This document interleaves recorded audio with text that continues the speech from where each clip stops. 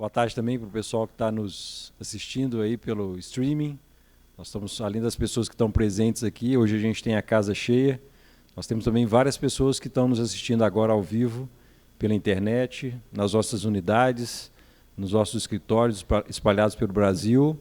E como o link é aberto, então, com certeza tem pessoas de fora também do mercado, do ecossistema, acompanhando agora ao vivo a gente aí pela internet. Então, quero agradecer a todos vocês que estão nos assistindo, as pessoas que estão aqui presentes também.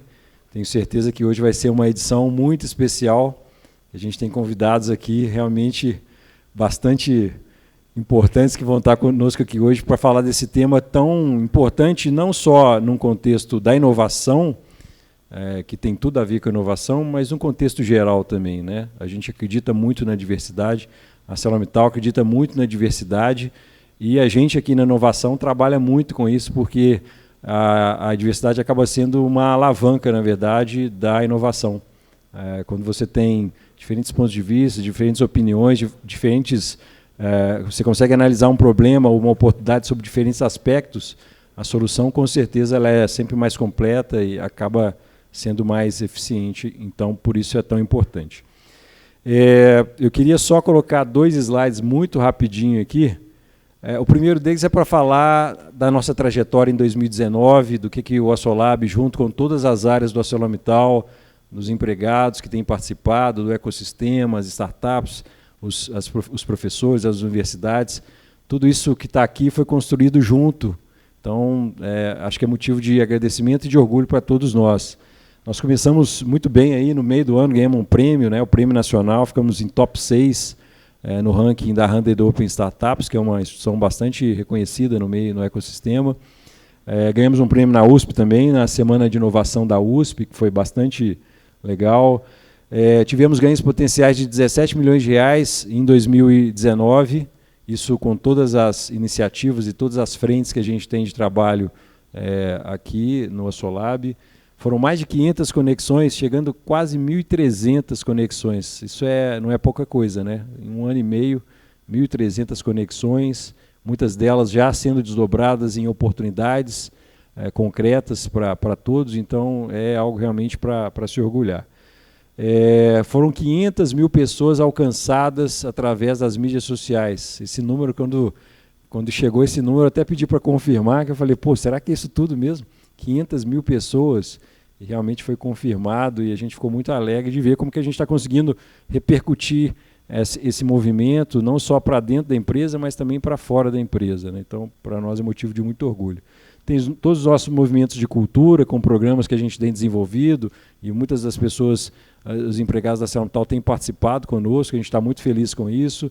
Tem os embaixadores da inovação, que é um super movimento que cada vez mais toma força, e a gente está muito feliz desde o final do ano passado, a vinda da Belgo BKR compor também os embaixadores. São 85 pessoas, com certeza deve ter algum embaixador da inovação por aqui, né?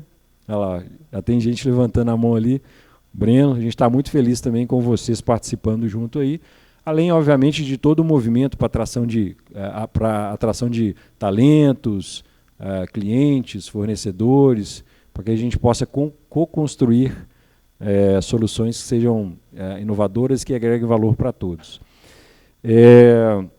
Falando um pouquinho, dando um spoiler aqui também, não está passando aqui, se alguém puder passar aí, por favor, dando um spoiler aqui para o que vem por aí, a gente dá um gostinho, não que isso também esteja escrito na pedra, né? Eu costumo falar aqui que tudo é susceptível a mudanças, mas eu queria mostrar para vocês o que a gente já tem pensado para esse primeiro semestre de 2020, em primeira mão, né? Acho que só a Paula conhece aqui e a equipe, então vocês vão conhecer aqui também rapidinho. Pode voltar uma, por favor, Guilherme. Então a gente tem o Assolab Talks, que é exatamente o nosso evento de hoje. Ainda essa semana, na sexta-feira, a gente tem o grande evento, o Demo Day, do programa de inovação, DNA Inovador, que a gente está fazendo. Muitos participaram conosco de todo o processo e na sexta-feira vai ser o grande dia. Em março a gente tem um evento com clientes e startups, também bem legal, que a gente deve fazer em São Paulo. Temos um meetup que vai falar sobre a importância da Tríplice Hélice no contexto da inovação, um encontro de embaixadores Em abril, o Assolab Connections, com o tema cultura e também a conexão com inovação. E aí, não posso falar, mas a gente está tentando ter um convidado muito especial para esse Assolab Connections. A premiação do programa Inovação, que é um programa de sugestão de ideias que a empresa já tem. E ano passado a gente fez, novamente esse ano vamos trazer a premiação nacional aqui para o Assolab.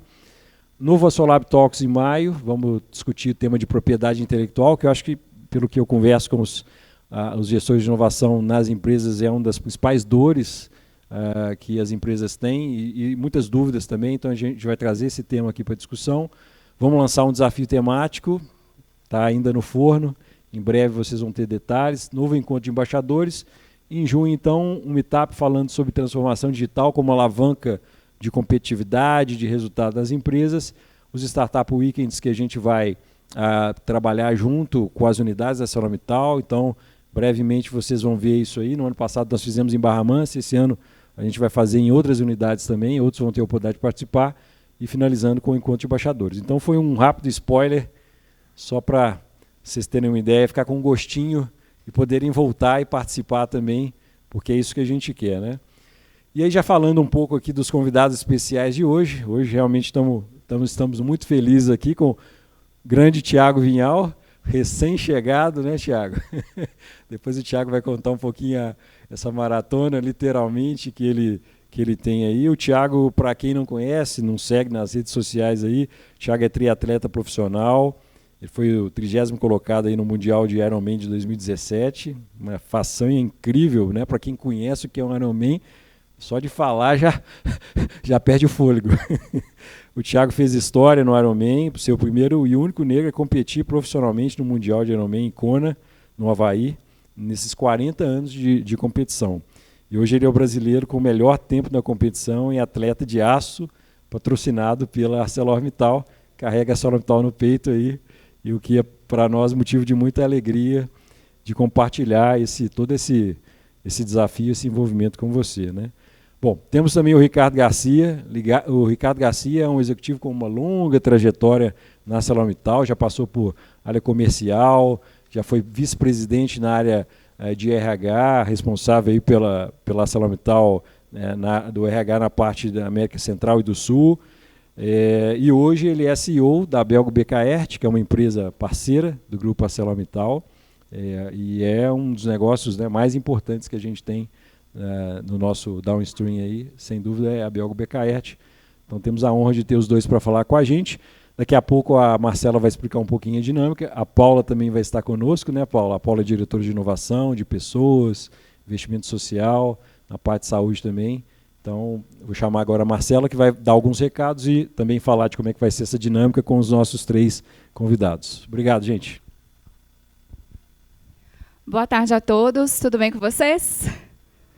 Que bom, a gente está super feliz de receber vocês aqui hoje, tá? É uma honra. Quem está acompanhando a gente também via stream, a gente está muito feliz com vocês aí.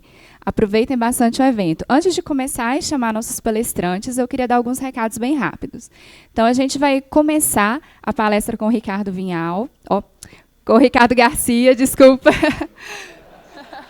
Pronto. Já inovou. Com o Ricardo Garcia, depois a gente vai ouvir um pouquinho o Thiago Vinhal, e aí a gente vai, juntamente com a Paula, ter um painel para discutir um pouco sobre o tema diversidade e inovação, e depois a gente vai abrir para perguntas, tá? Tanto quem está aqui hoje, quanto quem está online, tá bom? Além disso, eu queria falar com vocês também, questão de segurança. Vocês viram aqui, a gente tem apenas um elevador. Entrando nesse corredor à esquerda, a gente tem escada. Então, qualquer eventualidade não vai acontecer, o evento vai ser incrível, mas qualquer eventualidade, também tem as escadas, e no 11º andar a gente tem mais 3 elevadores. Tá bom? É um recado bem rapidinho, então curta o evento, perguntem bastante, aproveitem a oportunidade de aprender com essas 2 feras. Tá? Então, eu quero chamar o Ricardo Garcia para falar um pouquinho para a gente.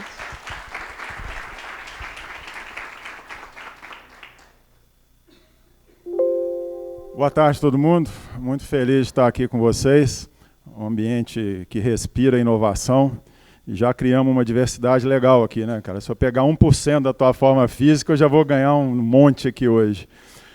Tema super legal, né? Diversidade e inovação. O que uma coisa tem a ver com a outra, né? Eu espero poder passar um pouquinho do meu ponto de vista para vocês aqui, como é que eu enxergo que a diversidade pode de verdade fortalecer um ambiente inovador dentro das empresas.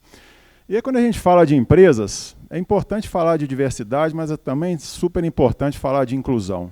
Quando a gente está falando de diversidade, a gente está olhando para o aspecto quantitativo da coisa, né? Como é que a nossa população está distribuída em quantidade de negros, de mulheres, quais as origens, raças, credos, etc. e tal.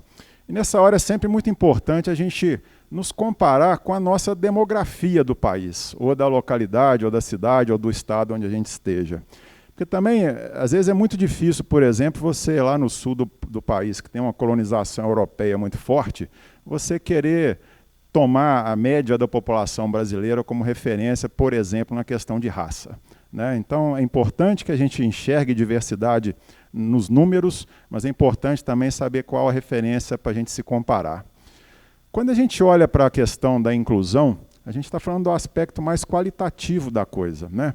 Como é que essas pessoas, desses grupos minorizados, desses diversos grupos que a gente tem dentro de uma empresa, elas se sentem acolhidas, elas se sentem recebidas, elas estão engajadas com o propósito da empresa, como é que elas estão, qual é o fit dessas pessoas com a cultura da empresa.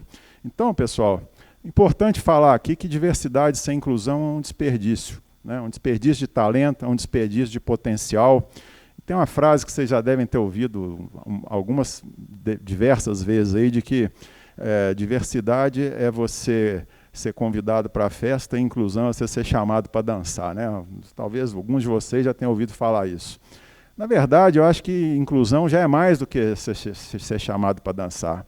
É você ser chamado para planejar a festa, né? Na medida que você está sendo chamado para planejar a festa, de verdade você está exercendo esse potencial que a gente enxerga em cada uma das pessoas que está dentro da empresa. E aí, assim, o que diversidade tem a ver com inovação? Existem pesquisas, e eu vou apresentar algumas delas aqui, essa da DDI World, que mostra que empresas com política de diversidade e inclusão, elas têm resultados financeiros comprovadamente melhores, né? Isso não é falácia, não é papo furado. Essa pesquisa mostrou que a chance de crescimento do negócio dessas empresas que têm políticas de diversidade e inclusão, ela é 1,4 vezes maior em comparação com aquelas empresas que têm equipes homogêneas, né, que não têm a diversidade tão presente. A gente vive num país hoje que é um paradoxo, né, pessoal? O Brasil talvez seja um dos países mais diversos do mundo, né? A gente tem aqui presença de toda colônia que você imaginar, né? Desde o início, negros, índios, os brancos que vieram de Portugal, da Espanha, da Holanda, seja lá de onde for. O Brasil é um país extremamente diverso na sua origem. Só que quando você vai para o mercado de trabalho, essa diversidade ela não aparece, né? Infelizmente. Isso é uma coisa triste do nosso país, é mais uma tremenda desigualdade que esse país mostra para a gente. Então, vocês olham só, empresas com mulheres no time executivo têm probabilidade 50% maior de ter um resultado financeiro diferenciado. E olha só, o Brasil tem hoje 45,6% da sua força de trabalho composta por mulheres. E essas mulheres ganham, em média, 20,5% a menos que os homens. Por quê? Né? Estou vendo a sala aqui cheia de mulheres. Alguém aqui se considera inferior aos homens? Alguém aqui acha que dá menor resultado que os homens? Certamente que não, né? Então, por que essa desigualdade? E eles fazem essa pesquisa da McKinsey, uma conta aí de que se a gente tivesse equidade de gênero na América Latina, que é uma região extremamente pobre, né, a gente teria um acréscimo no PIB aí nesse período de 10 anos de 1,1 trilhão. Então, olha só o potencial que a diversidade tem, gente, para a economia, para a nossa empresa, para a economia de uma forma geral. E tem pesquisas, a gente fala que diversidade é um assunto novo, né? Essa pesquisa que a Korn Ferry está mostrando aqui, ela tem origem lá em 1965, é o ano que eu nasci, né? Então, diversidade é um negócio novo? Não. Tem uma pesquisa ali mostrando que o gráfico de produtividade de times diversos, bem direcionados, no médio e longo prazo, a produtividade é muito maior, porque você tem diferenças de opinião, diferenças de ponto de vista, constrói-se coisa através de pensamentos divergentes. Então, essa coisa de diversidade, pessoal, isso não é novo. Isso pode estar sendo muito falado agora, e às vezes muito por questões de modismo, mas tem pesquisas aí muito antigas que mostram como que isso pode gerar maior produtividade. E olha só, como é que a inclusão está atrelada à inovação? Essa pesquisa também que está do Boston Consulting Group mostra aí que empresas com índice de diversidade abaixo da média têm 26% da sua receita com inovação em média. E achei o maior barato quando eu vi esse dado ontem, porque lá na Belgo Beccari a gente está super orgulhoso que nós temos hoje 22% da nossa receita com inovação. Pessoal, nós estamos mal. Olha aqui, ó, nós estamos abaixo da média de uma empresa que quer ser diferente, quer ser sustentável no mercado. E as empresas que estão ali 45% acima da sua receita com inovação são aquelas que estão acima da média nos conceitos de diversidade. Então, ó, mais fatos e dados comprovando o link disso aqui.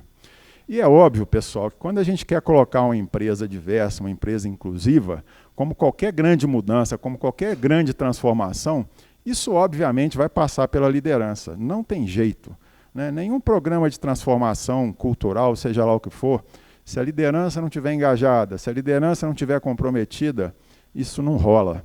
Então, aqui a gente está vendo uma outra pesquisa mostrando que os líderes de negócio dizem que empoderam seus colaboradores para inovar. É o ponto de vista da liderança. Só que a hora que você vai perguntar para os colaboradores tendem a concordar menos com essa afirmação. Isso é igual pesquisa de clima, né? Quando a gente faz pesquisa de clima, a gente pergunta lá, você se sente motivado para o seu trabalho?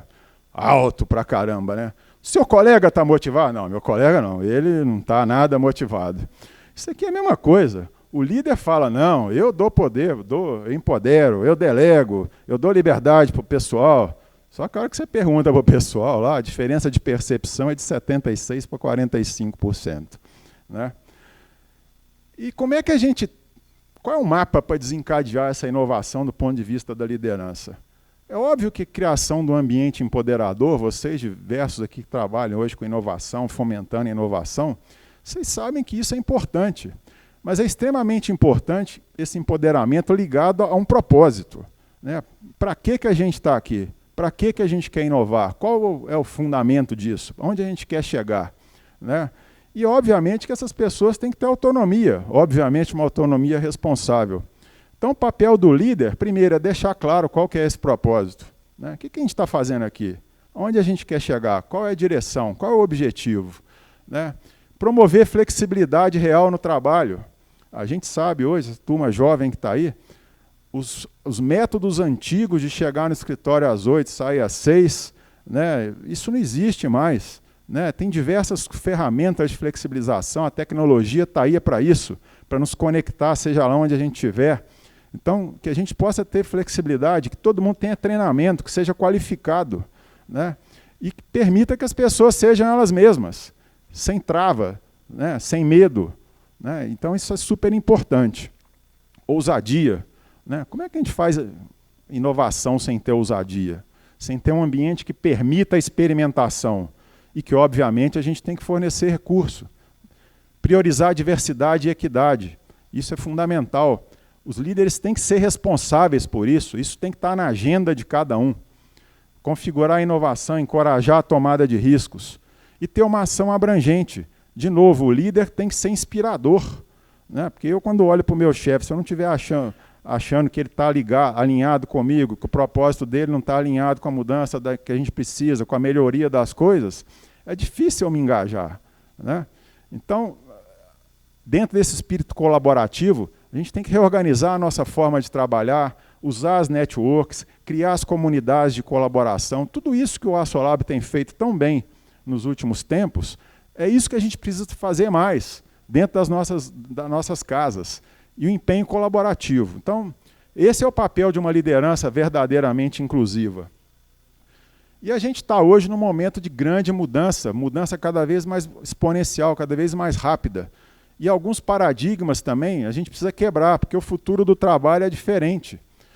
Olha só, automação é um processo sem volta. Se alguém tem dúvida de que a automação é um processo sem volta, Esse dado ali do Fórum Econômico Mundial mostra que 65% das crianças que estão hoje no ensino fundamental vão ter empregos que hoje não existem.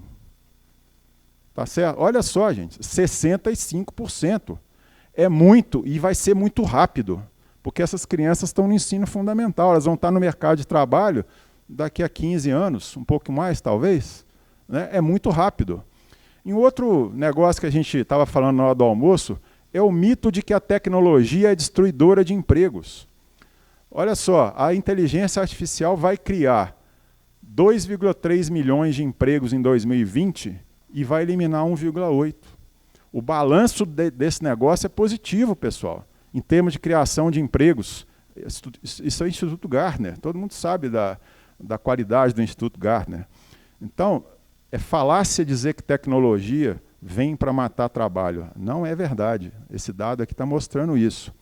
E uma outra coisa que a gente tem que prestar atenção é que as habilidades da gente nesse mercado de trabalho futuro são, às vezes, diferentes daquelas que são demandadas da gente hoje. E a gente precisa se adaptar. Tem algumas que são mais claras, né? Criatividade, capacidade de experimentar, inteligência emocional. Há quanto tempo a gente fala disso?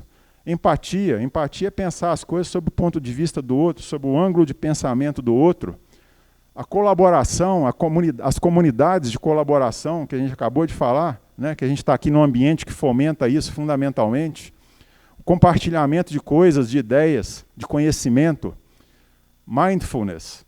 Pessoal, a gente tem que estar com a mente em paz. Para ser produtivo, para a gente performar, a gente tem que estar com a mente em paz. Eu dou um depoimento pessoal que eu comecei a fazer meditação alguns anos atrás, e isso mudou a minha vida, de verdade. Então, se cada um de vocês não tem 20 minutos para cuidar da sua mente, vocês não estão com foco na prioridade certa. Pensa nisso. Tá? E espírito empreendedor. O fato de a gente estar numa maior siderúrgica do mundo, numa super empresa multinacional, não quer dizer que a gente não possa empreender aqui dentro, não. A gente tem toda a liberdade para fazer isso. E vocês que são agentes de inovação têm um papel de nos ajudar nesse processo. Tá certo? E aí esse novo profissional, essa nova geração, que a gente chama aí os millennials, eles têm uma cabeça, às vezes, um pouco diferente. Eu tenho um exemplo disso dentro da minha casa, a minha filha. A minha filha se formou numa super faculdade nos Estados Unidos, voltou para o Brasil para trabalhar em agência de publicidade, não curtiu, foi trabalhar numa grande empresa na área de marketing e acabou de sair de lá e está indo trabalhar numa startup. E quando eu perguntei para ela, minha filha, por que você está fazendo isso? Está deixando uma super empresa para ir trabalhar numa startup. Ela falou, pai, eu não me identifico com a empresa onde eu trabalho, eu não vejo que o propósito dessa empresa onde eu trabalho é nobre, não vejo ela contribuindo para melhorar o mundo, então não é esse lugar que eu quero trabalhar. E nós que estamos dentro de uma empresa, a gente tem que exercer essa empatia para criar um ambiente profissional que atrai essas pessoas. Porque a presença dessa diversidade étnica, racial, de crenças, de formação, é isso que vai garantir a sustentabilidade do nosso negócio no futuro. Nada além disso. E aqui vocês vão me permitir falar um pouquinho do que a gente está fazendo lá na Belgo Becar sobre esse assunto de diversidade e inovação. Isso aqui é exatamente um documento que a gente gerou há 1 ano atrás, numa reunião de planejamento estratégico da nossa diretoria, em que a gente começou a pensar em tudo isso que eu acabei de falar e criar, por exemplo, um novo propósito. Né? Nós somos lá uma empresa que é uma parceria de 2 grandes grupos. O Grupo ArcelorMittal, que vocês conhecem, não preciso falar qual é, e o Grupo Becar, que é um grupo belga que detém talvez o maior nível de tecnologia na produção de arames no mundo, para qualquer tipo de aplicação. E aí a gente tem que pensar que isso é uma sociedade e que a gente tem que equilibrar as coisas. Né? Então, na hora de você definir um propósito, a ArcelorMittal tem o Transforming Tomorrow, que vocês conhecem, né? Muito bem, e a Becar, Better Together. Não dava para falar Better Transforming Tomorrow Together como o nosso propósito, né? Então, vamos pensar, o que nós estamos fazendo aqui? Né? O que a gente está fazendo aqui todo dia com o nosso produto, com a nossa atuação nas comunidades, com cuidado com os empregados, etc. e tal? A gente está criando uma vida melhor para todo mundo. Sabe? Os nossos produtos estão na casa, no carro de vocês, aqui nessa sala está cheio. E tudo que a gente está fazendo é criar uma vida melhor para as pessoas. né, por todos aqueles stakeholders. Então, chegar nisso aqui parece simples, mas não é. Né? E foi uma discussão super rica. E aí, partindo desse propósito, assim, o que são os elementos de cultura que devem nortear a gente estar todo dia pensando nisso? E a gente colocou aqueles 5 ali do lado esquerdo. O que dá vida? Primeiro, relacionamento com confrontação construtiva.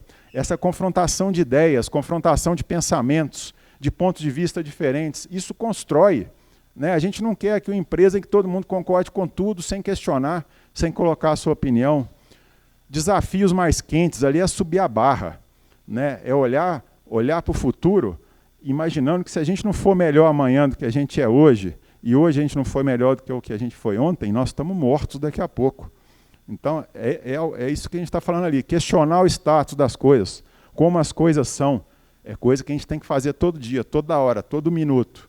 Entregar o que promete, estimular e permitir a ousadia. Então, esse tipo de comportamento é o que dá vida àquele propósito. E tem essa figurinha ali embaixo, que é um cemitério de coisas que a gente vê que estão dentro da empresa presentes, mas que a gente precisa, ao longo do tempo, matar. Então, a figura do cemitério ela é bem emblemática, que é paternalismo, hierarquia rígida, complacência com a má performance, conservadorismo, preconceitos. Nós estamos falando aqui de diversidade, preconceito é o que mais tem, né, pessoal? E a gente precisa matar isso, tem que acabar com isso. Então, isso aí gerou também uma discussão sobre quem é a persona que a gente quer dentro da empresa que vai dar vida a esse propósito e que vai fazer a gente atingir os nossos objetivos. É esse super-homem aí, ou super-mulher. Pessoa questionadora, com mindset empreendedor, que tem foco em resultado, que tem capacidade de aprender. Pessoal, nós somos aprendizes todo dia. Tenho certeza que a hora que o Thiago vier aqui, eu vou aprender um monte com ele. E que bom que eu vou aprender um monte com ele. São pessoas que têm que saber se comunicar, flexibilidade, agilidade, que tem que ser realizador, que tem que trabalhar em equipe, pessoal. Hoje não tem ninguém mais dando resultado por si só, não. Isso acabou, já era. Né? Tem que ter caráter, né? Principalmente no país que a gente vive hoje. Tão em falta isso aí, né? Tem que ter caráter, né? Tem que ter a inovação presente, né? E tem que trabalhar com paixão. Mas tem que saber equilibrar o trabalho com o resto da vida também, porque tem vida lá fora. Né? E aí a gente tem esses 5 pilares estratégicos aí, que é as pessoas como nosso diferencial, clientes no centro do nosso negócio, crescer entregando valor superior, sermos líderes em tecnologia, maximizar a escala e reduzir custos. E lá em fevereiro a gente botou no centro dessa roda aí esses 2 pontos. Os grandes drivers da nossa estratégia são inovação e diversidade. Casualmente ou não, o tema do nosso bate-papo aqui hoje. Está claro para nós que sem essas 2 coisas nós não vamos longe, enquanto empresa, enquanto negócio. E aí a gente criou 7 projetos, né, para a gente fazer essa transformação cultural acontecer. E esses 7 projetos têm 7 times multidisciplinares tocando. E os líderes dessas 7 áreas, essas 7 dimensões, aí não é nenhum gerente, ou às vezes até é, mas são pessoas que foram pinçadas aqui porque têm potencial, têm drive, têm cabeça para nos ajudar nessa transformação cultural. Melhorar a nossa comunicação, o lance da diversidade, reconhecimento de ideias. A nossa gestão do desempenho tem que mudar, né, gente? Não dá mais para ficar com aquela gestão do desempenho tradicional, que uma vez por ano você encontra teu gerente para te dar um feedback, você sai puto de lá e não te serviu para nada. Né? Isso não existe mais. Mídias sociais, né? Paulo, a gente teve 75 mil inscrições no programa de estágio da ArcelorMittal. O nosso da Belgo BK foram 7 mil. Por quê? Por causa das mídias sociais. É lá que a gente está propagando a nossa marca de empregadora, é lá que a gente está mostrando tudo aquilo que a gente é, né? Conectando o nosso propósito com quem quiser vir trabalhar com a gente. Conectar os nossos programas de transformação com essa mudança cultural. E os We Are Transformers são os agentes que estão nos ajudando nesse processo de mudança cultural. E o que essa mudança significa para nós? A inovação tem que entrar de jeito total na nossa forma de trabalhar na empresa. A gente tem que modernizar o nosso jeito de trabalhar. Tem que ter uma forma mais flexível de trabalhar. tem que melhorar o nosso clima, a gente tem que ser atrativo para os profissionais que nunca imaginaram, de repente, que iam querer trabalhar lá na Belgo Becar. Não, eu quero ir trabalhar lá. E no final do dia, o que a gente quer é entregar mais valor para os stakeholders da empresa. Eu estava hoje cedo lendo um artigo, na verdade uma carta do CEO do BlackRock. Quem conhece o BlackRock é o maior fundo de gestão de ativos financeiros do mundo. E ele mandou ontem uma carta para todos os CEOs de empresa onde eles têm dinheiro investidos, falando que a empresa tem que ser contributiva na melhoria da sociedade, que a empresa não pode relegar a contribuição que ela dá para a melhoria da sociedade, que os conselhos de administração dessas empresas têm que ter diversidade, que tem que ter uma governança melhor. É um documento espetacular, o Rodrigo, eu mandei para ele, o Rodrigo pode compartilhar, vale a pena ler, porque esse é o cara que tem mais dinheiro no mundo para investir em empresa, e ele está dando um recado para cada uma dessas empresas. Ou vocês melhoram essa governança, vocês melhoram a forma de contribuir para a sociedade, ou meu dinheiro está fora dessa empresa. Tá?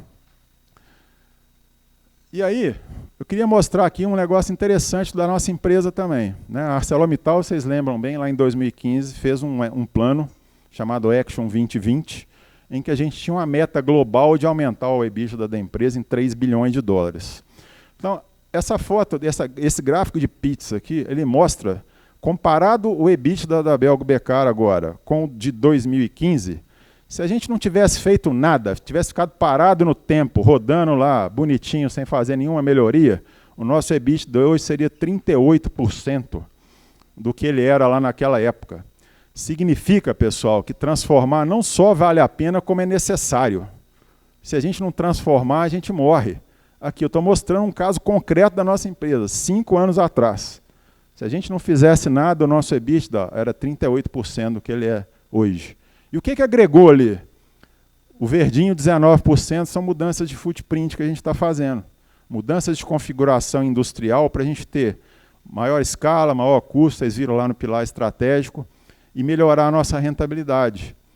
O vermelhinho, 18%, são programas de excelência na manufatura, né, de melhoria da nossa produtividade, de melhoria das condições de trabalho, da forma de trabalhar, investimentos diversos. 2% é tecnologia, 13% é inovação e 9% é excelência comercial. Então, a mensagem aqui, pessoal, é que ou a gente faz ou a gente morre. E aí, falar um pouquinho da nossa jornada de diversidade e inclusão, uma coisa muito legal que a gente fez no ano passado foi uma pesquisa de percepção de diversidade. E nessa pesquisa de percepção de diversidade, vocês viram ali, tem 141 líderes que responderam, 1.754 não líderes e 72 estagiários. Primeira coisa que chama atenção, por que vocês separaram estagiário nessa amostra, né? É porque o estagiário é essa turma ali daquela geração que eu comentei, que muitas vezes tem um pensamento diferente e não tem trava para falar o que pensa, né? Pelo menos aqueles que são mais bem preparados. Então, o percentual de resposta foi bem expressivo. A gente teve ali na média 55%, 56% da população da empresa respondeu essa pesquisa. E sobre diversidade, concordam que a diversidade é importante? Olha lá, o estagiário até foi 100%, né? É um número bem alto, né? A diversidade contribui para o alcance dos objetivos da empresa? Olha só, 94, 99, super alto. A Belgo Becar valoriza pensamentos diferentes? É legal olhar ali que o não líder, 80% acha que sim, né? Parece que a gente está num caminho certo. A diversidade ajuda na tomada de decisões? Também um nível bastante alto, né, de respostas. Temos igualdade entre homens e mulheres? Os estagiários ali já estão mais críticos, né? Já está só 69%. Temos igualdade entre raças? Temos igualdade e inclusão de pessoas com deficiência? Tudo muito alto. Aí a gente chega nessa questão aqui. Valorizamos a diversidade em relação a pessoas LGBT+? Já não é tão bom assim o resultado. Mas me chama a atenção que os não líderes é 63%. Geralmente, esse pessoal é o pessoal que está lá no piso de fábrica, na operação. Então, olha que interessante, parece que tem menos preconceito, onde a gente talvez esperasse que tivesse mais, né? E a última, nós valorizamos a diversidade em relação às gerações, né? Esse conflito geracional também é interessante, e a gente teve ali pessoas respondendo que presenciaram já dentro da empresa algum caso de discriminação. Então foi uma pesquisa muito bacana, que deu muito elemento para a gente, que a gente está agora usando, né, na nossa jornada. A gente começou essa jornada o ano passado, muita coisa foi feita, essa pesquisa foi feita, diversos eventos, diversos treinamentos sobre viés inconsciente, sobre diversidade de uma forma geral, eventos em dias importantes, como da consciência negra, da mulher. E esse ano também a gente está aí com muita coisa em andamento. Criamos lá o que a gente está chamando de Liga da Diversidade, que é um comitê composto de pessoas que vai dar o direcionamento para aquele grupo da cultura lá trabalhar, né? Estamos nos juntando aí a diversos pactos. Eu, recentemente, nós entramos num pacto lá contra a violência feminina. Né? Vocês veem hoje como a violência feminina é um problema nesse país. Né? Então, colegas aí, empresários, montaram um pacto e a gente assinou e está lá participando ativamente. Isso gera um processo de educação muito forte. Então, pessoal, a gente acredita fundamentalmente que queremos ser empresa daquela ali, ó. Seja você aqui na Belgo Becar. Essa é a empresa que a gente quer, que todo mundo se sinta acolhido, que todo mundo se sinta motivado, engajado e principalmente identificado com o nosso propósito. Né? Seja como você é, e eu tenho certeza que nós vamos chegar longe nessa trajetória toda.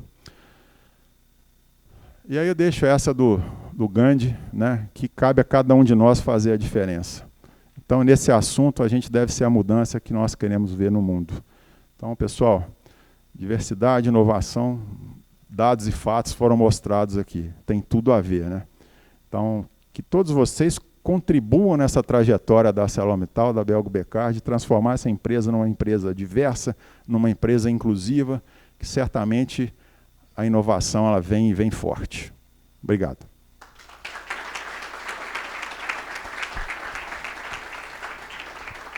Já chamo o Thiago direto. Obrigada, Ricardo. Muito legal, né, gente? Para continuar a nossa tarde, então, vou chamar o Thiago Vinhal para falar um pouquinho. Então vai passar. Passar um vídeo antes e depois a fala dele.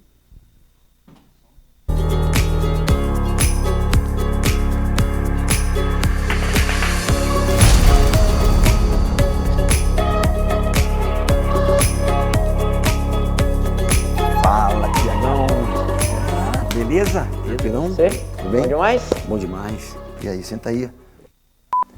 Galera, esse aqui é Thiago Vinhal, triatleta.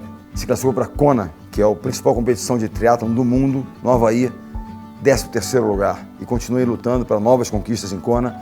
É uma pessoa que eu tenho uma grande admiração, um espírito de aço, daqueles que não desistem nunca, grandes sonhos pela frente. Vamos aproveitar esse momento incrível com esse super atleta, né, um esporte que eu estou começando agora, tentar, né, enfim, seguir os passos aqui desse homem bem atrás. E aí, galera, tô aqui com o Bernardo, é um orgulho, né? O Bernardo é um exemplo para qualquer atleta, além de ser um guerreiro, é um lutador, vencedor.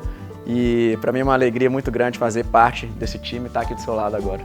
Como é que você começou? Quais são os seus sonhos agora aí para frente? Como é que você lida com esse sucesso, né, que você está tendo aí? Como é que você está lidando com isso? Bom, eu sempre tive uma mentalidade de progresso, mas meu sonho agora é ser campeão de um Ironman e com certeza fazer um resultado ainda melhor em Kona, no Havaí. E eu durmo todo dia e acordo todo dia pensando em progredir, cada dia um pouquinho mais e até eu virar um homem de aço aí, campeão. Acho que essa é a ideia, né? A excelência é um processo, a cada dia, né, um pouquinho melhor. Thiago Vinhal, um cara que nos inspira muito, espírito de aço, ou seja, é um cara que vai atrás realmente de convicção, não desiste nunca, é um exemplo para todos nós. Obrigado, Bernardo, pela apresentação, um orgulho para mim muito grande ser apresentado pelo meu ídolo e um orgulho também, uma honra fazer parte desse time, eu, Bernardo e a ArcelorMittal. Né? Porque aço é coisa séria, treino é coisa séria e o sonho é a coisa mais séria da nossa vida. Né? Aço é coisa séria e obra é coisa muito séria. Portanto, estamos juntos. Você e a ArcelorMittal. Valeu! Valeu, velho! Tamo junto.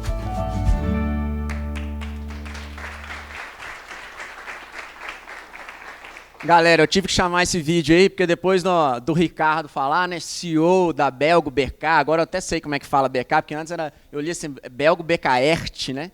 Até falei com meus pais hoje, tô indo lá fazer o palestra junto com o CEO da Becaert e tal.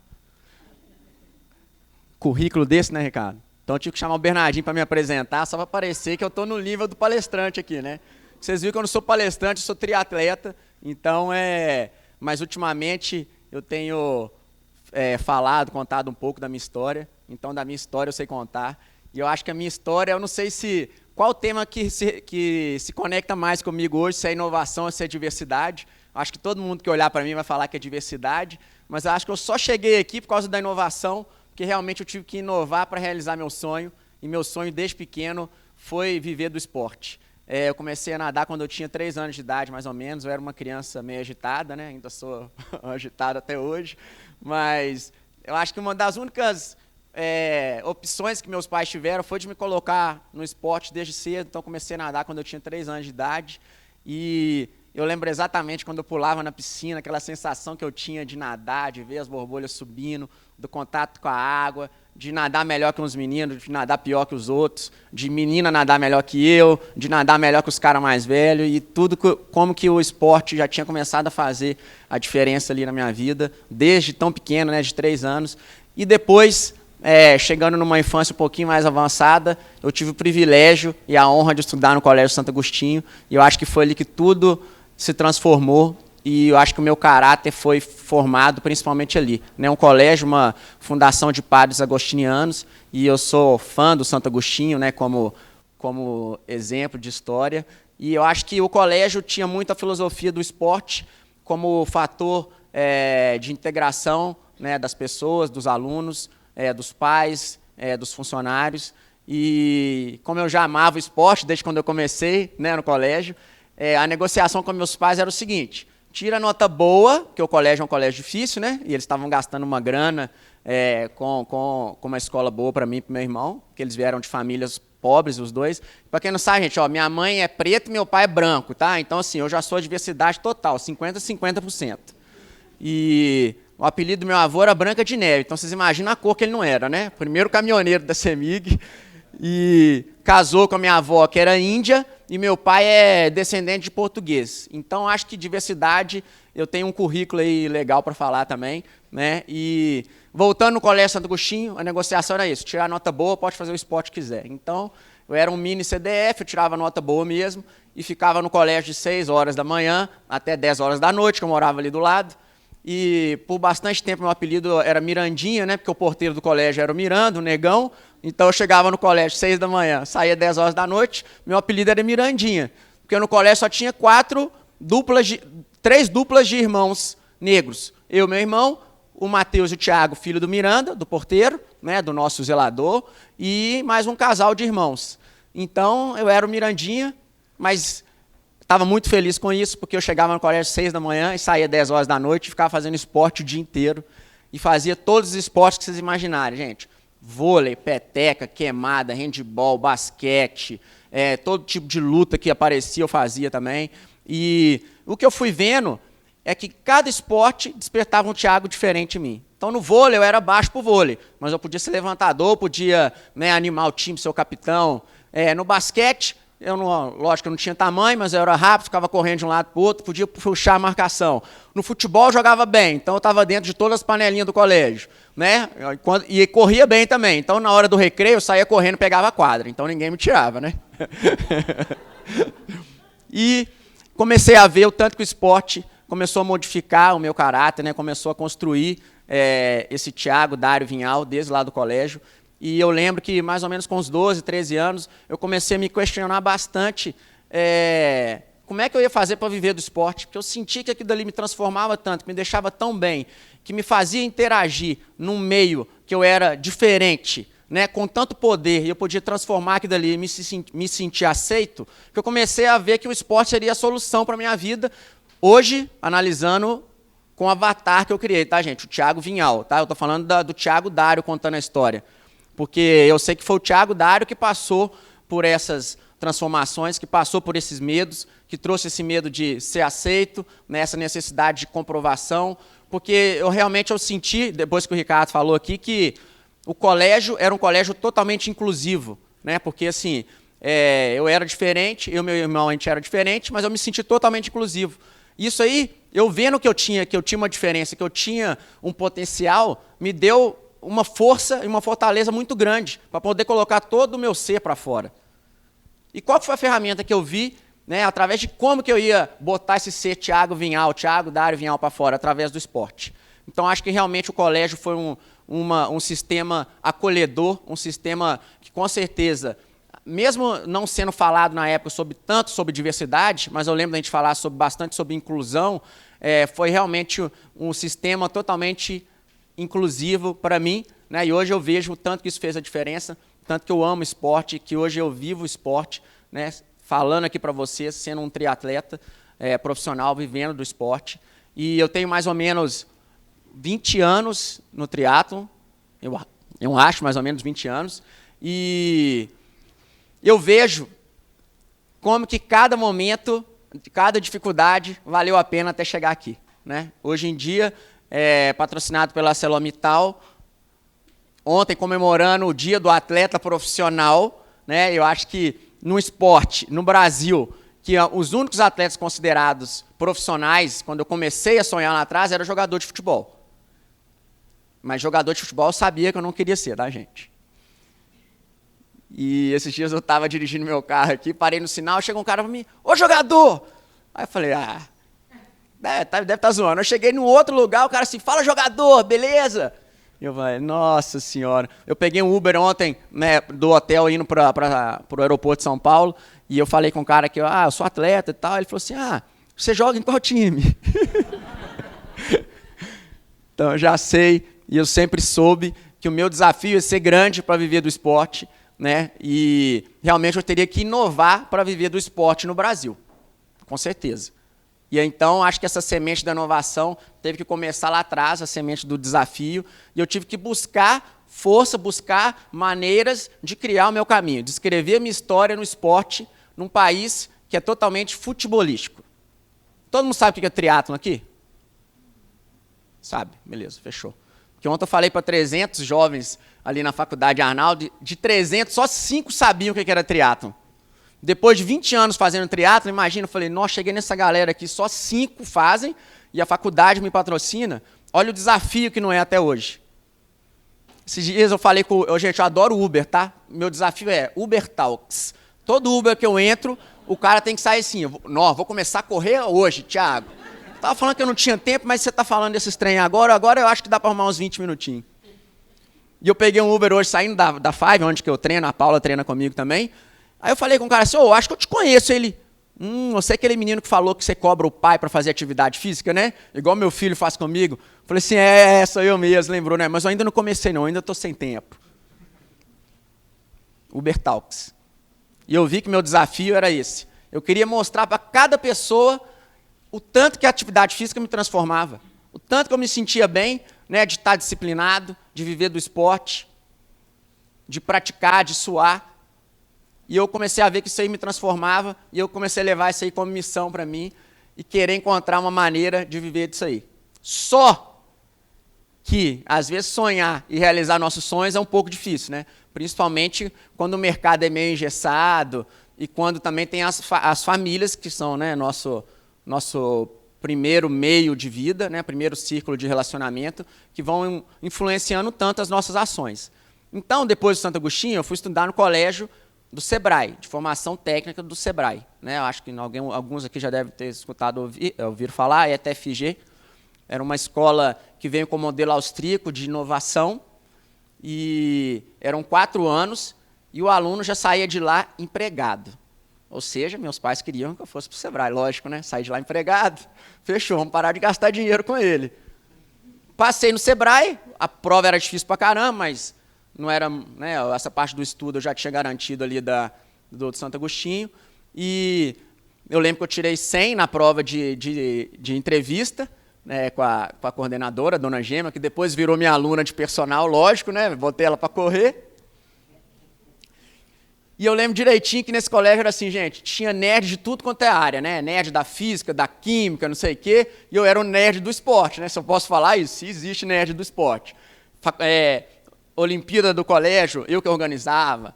Meu apelido era Jacaré. Traz o Jacaré que organiza tudo pra gente. O time que ele tiver já ganhou e tal. Era concurso de dança, eu que ia lá para liderar.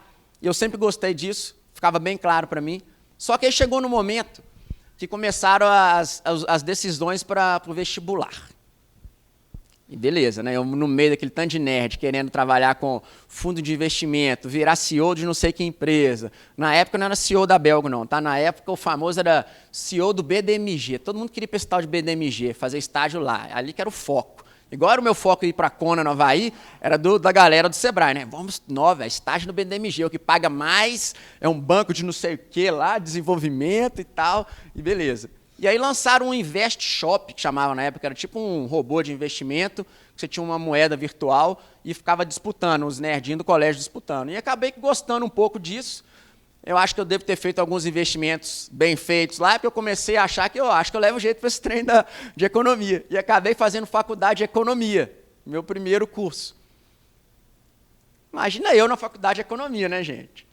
Primeiro período, eu lembro que eu chegava lá com a marmitinha, né, com a banana, granola, aquela comidinha toda light. E eu estudava de manhã no Sebrae, né, horário normal, de 7 às 2 horas da tarde, a gente tinha um período um pouco maior. Eu treinava antes de ir para o colégio, antes de ir para o Sebrae, então de 6 a mais ou menos 6h45, 6h50. Depois do Sebrae, eu saí de lá, pegava o ônibus e ia trabalhar numa empresa chamada MDS Franchise, porque a gente já tinha que começar a entrar no mercado de trabalho. Saía da MDS Franchise, ia para a faculdade de economia, saía da economia e ia treinar ainda. Ou seja, eu nem lembro como é que eu fazia. Eu acho que eu já era Iron Man desde aquela época, né?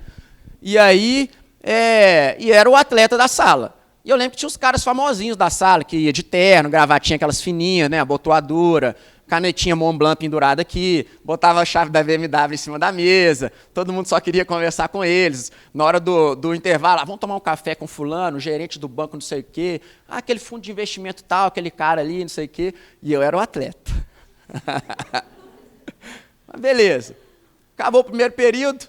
Lá na faculdade tinha um prêmio para o melhor aluno da sala. E o melhor aluno da sala fui eu, o atleta. Ganhei bolsa da faculdade, ganhei o dinheiro inteiro de volta. Chegou o segundo período. Quem que era o famosinho da sala agora? Era o atleta. Comedor de banana e granola, né, no intervalo. O dia que eu não levava macarrão. Porque ia ter treino longo no outro dia.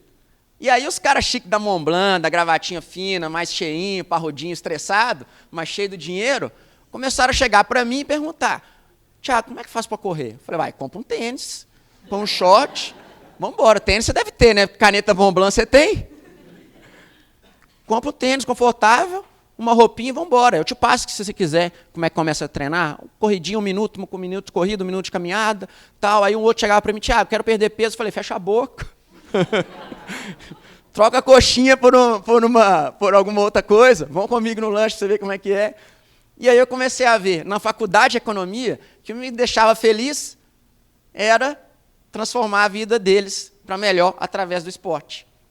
Comecei a ver que cada dica que eu dava, cada momento que eu passava com eles e cada feedback que eles traziam para mim: Tiagão, comecei a correr. Nossa, bom demais. Já me emagreci, olha aqui minha calça, vou ter que trocar o terno. Eu falei: isso, agora gasta dinheiro com vontade no terno novo, que você está magro. Não, melhorei demais, em casa está outra coisa. No trabalho você tem que ver, estou com bem mais energia. Imagina cada feedback desse para mim. E eu estudando economia, querendo trabalhar com fundo de investimento. Imagina eu falando aqui para vocês de macroeconomia. As tendências aí de onde quer que veio o que você falou, McKinsey?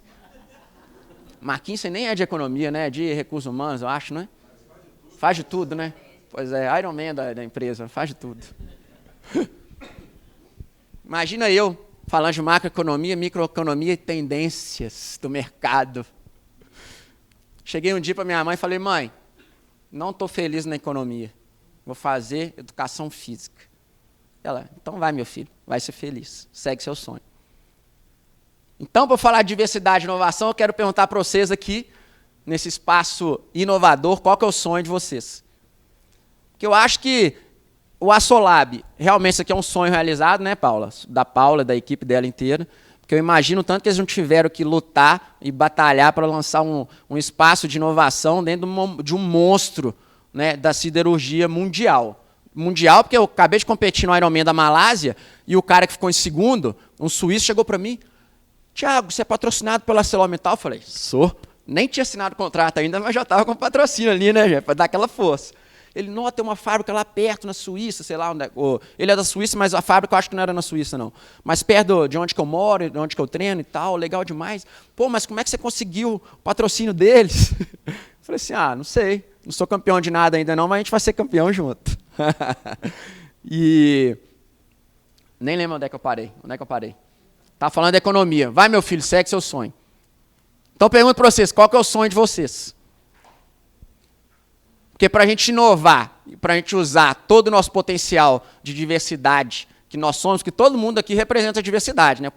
O Brasil é o país mais diverso do mundo. E hoje eu já vi o tanto que a nossa força é a diversidade, gente.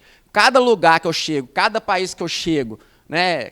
Principalmente que eu convivo muito com o escandinavo, que meu treinador é dinamarquês, e a galera que treina comigo, a maioria ali da Escandinávia, eu vejo que o brasileiro faz milagre mesmo, que leva energia onde é que a gente estiver, leva alegria, que nossa força é essa.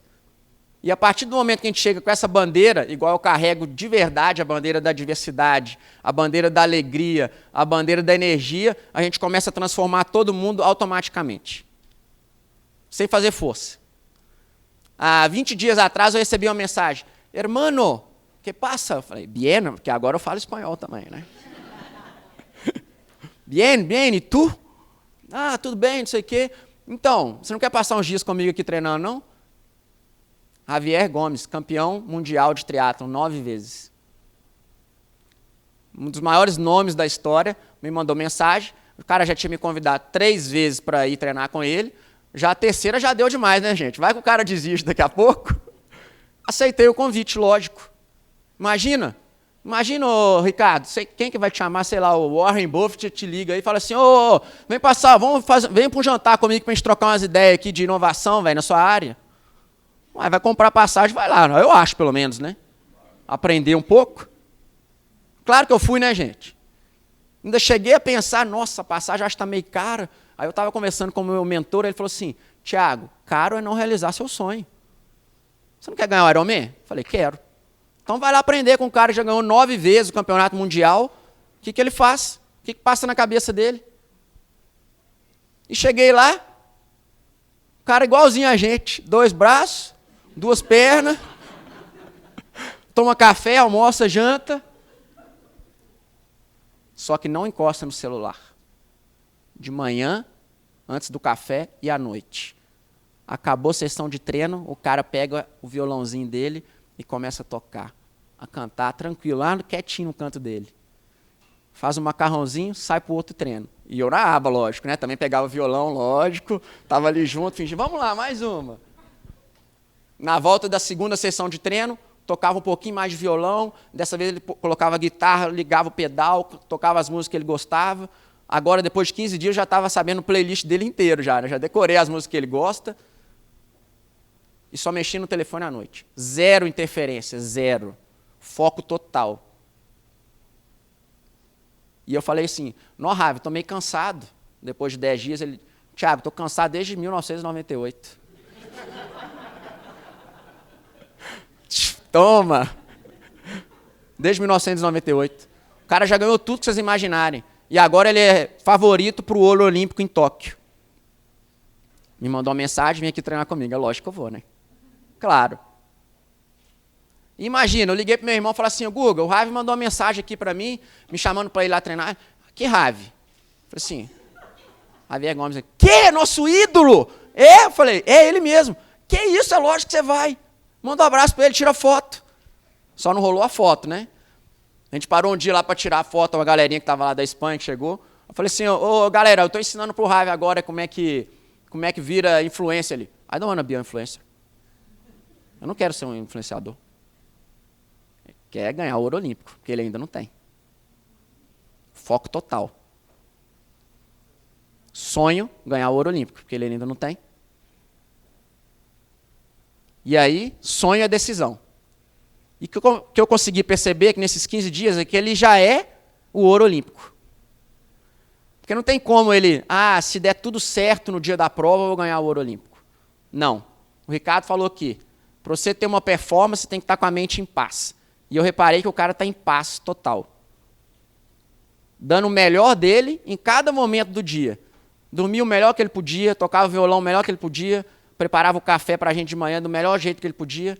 Na sessão de treino era bom dia, boa noite, né? Ou bom dia, boa tarde. E aí, como é que foi a sessão? Caladinho, focado. E ele já sabia que cada sofrimento da sessão de treino ia ser transformador para ele ficar mais próximo do ouro olímpico. E a nossa vida de triatleta profissional é uma vida de sofrimento. Todo dia sofrimento. Eu ainda estou no meio de jet lag, né, gente? Porque eu saí de lá sexta-feira, 5h20 da tarde, eu cheguei no Brasil sexta-feira, 9h20 da noite. Tipo, viajei 2 dias, mas eu cheguei aqui no mesmo dia, né? Então, eu acordei cedo hoje ainda, estou passando do jet lag, mas acordei 2h30, 5 horas eu já estava montado na bike, e eu olhei a sessão de treino que o meu treinador me passou, fiquei um pouco assim, nossa, será que é isso aqui mesmo para hoje? Estou meio cansado, e aí lembrei do Ravi falando comigo, né? Estou cansado desde 1998. Mesmo eu, já estando quase um campeão, né? Que vocês viram, eu não sou campeão de nada, senão o Ricardo já tinha me chamado como campeão, né? E a minha apresentação aqui já tinha sido, era campeão do Ironman. Mas o ano que vem nós vamos voltar aqui, né? Campeão do Ironman, para falar no 10º Assolab Talks. Mas é decisão. É agora. E não adianta nada eu chegar para vocês e falar que eu sou o Thiago Vinhal, triatleta profissional. Muito fácil falar que eu sou triatleta profissional. Meu negócio eu tenho que estar atleta profissional. Lógico que eu cheguei ontem doido para comer o quê? Arrozinho, feijão, bife, batata frita, Coca-Cola. Claro. Morrendo de saudade. Mas eu tenho que ganhar o Ironman daqui a 4 meses, e aí? Meu sonho está ali na frente, né? O Ironman está lá. Bifinho com batata frita, Coca-Cola, passo para trás. Saladinha. Com queijo, lac free. Salmãozinho, passo para frente. Café da manhã. Pão de queijo, pão com mortadela, Toddy, passo para trás. Tapioquinha, passo para frente. Café sem açúcar, passo para frente. Açaizinho light, passo para frente. E eu sei que eu tenho a bandeira da diversidade para levar. E ela está cada vez mais forte. Eu nunca pensei nisso. Meu sonho sempre foi viver do esporte. Quando eu comecei a fazer triatlo, eu coloquei na minha cabeça que eu vou fazer o Ironman Havaí. Ironman Havaí é a Copa do Mundo do triatlo. O lugar mais top de todos. Já comecei a preencher todos os meus momentos com o sinal que representava Kona no Havaí, que era um abacaxi. Então, eu tinha abacaxi na minha casa inteira. Na louça do café, no guardanapo, na toalha, cueca, tudo que vocês imaginarem tinha abacaxi. Só para eu acordar todo dia, no dia que eu estava cansado, eu estava meio baqueado, eu olhava ali, ia lembrar do abacaxi, ia lembrar do sonho de Kona. Meu despertador, musiquinha havaiana. O ukulele tocando, lógico. Faltam 15 minutos. 15 minutos eu consigo correr 5 km, tá? Que eu corri no domingo agora. Tá fácil. Não, cheguei, tô no fuso horário, acordei 2h30 da manhã de domingo. Falei, vou lá correr a corrida, né?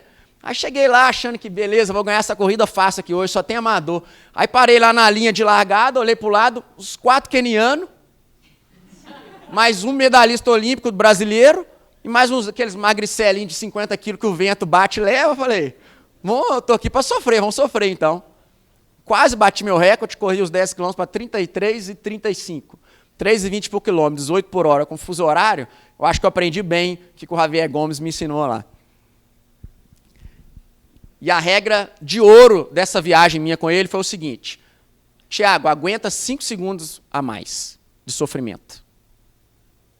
5 segundos a mais de sofrimento. Na hora que tudo começou a entrar em pânico, seu corpo está gritando, está doendo, doido para parar, aguenta só 5 segundos a mais. E a pergunta que eu fiz para ele foi: Ravi, o que eu tenho que fazer para eu ser um campeão de Ironman esse ano? Ele, aguenta 5 segundos a mais. 5 segundos numa prova de 8 horas, 27 minutos, 24 segundos.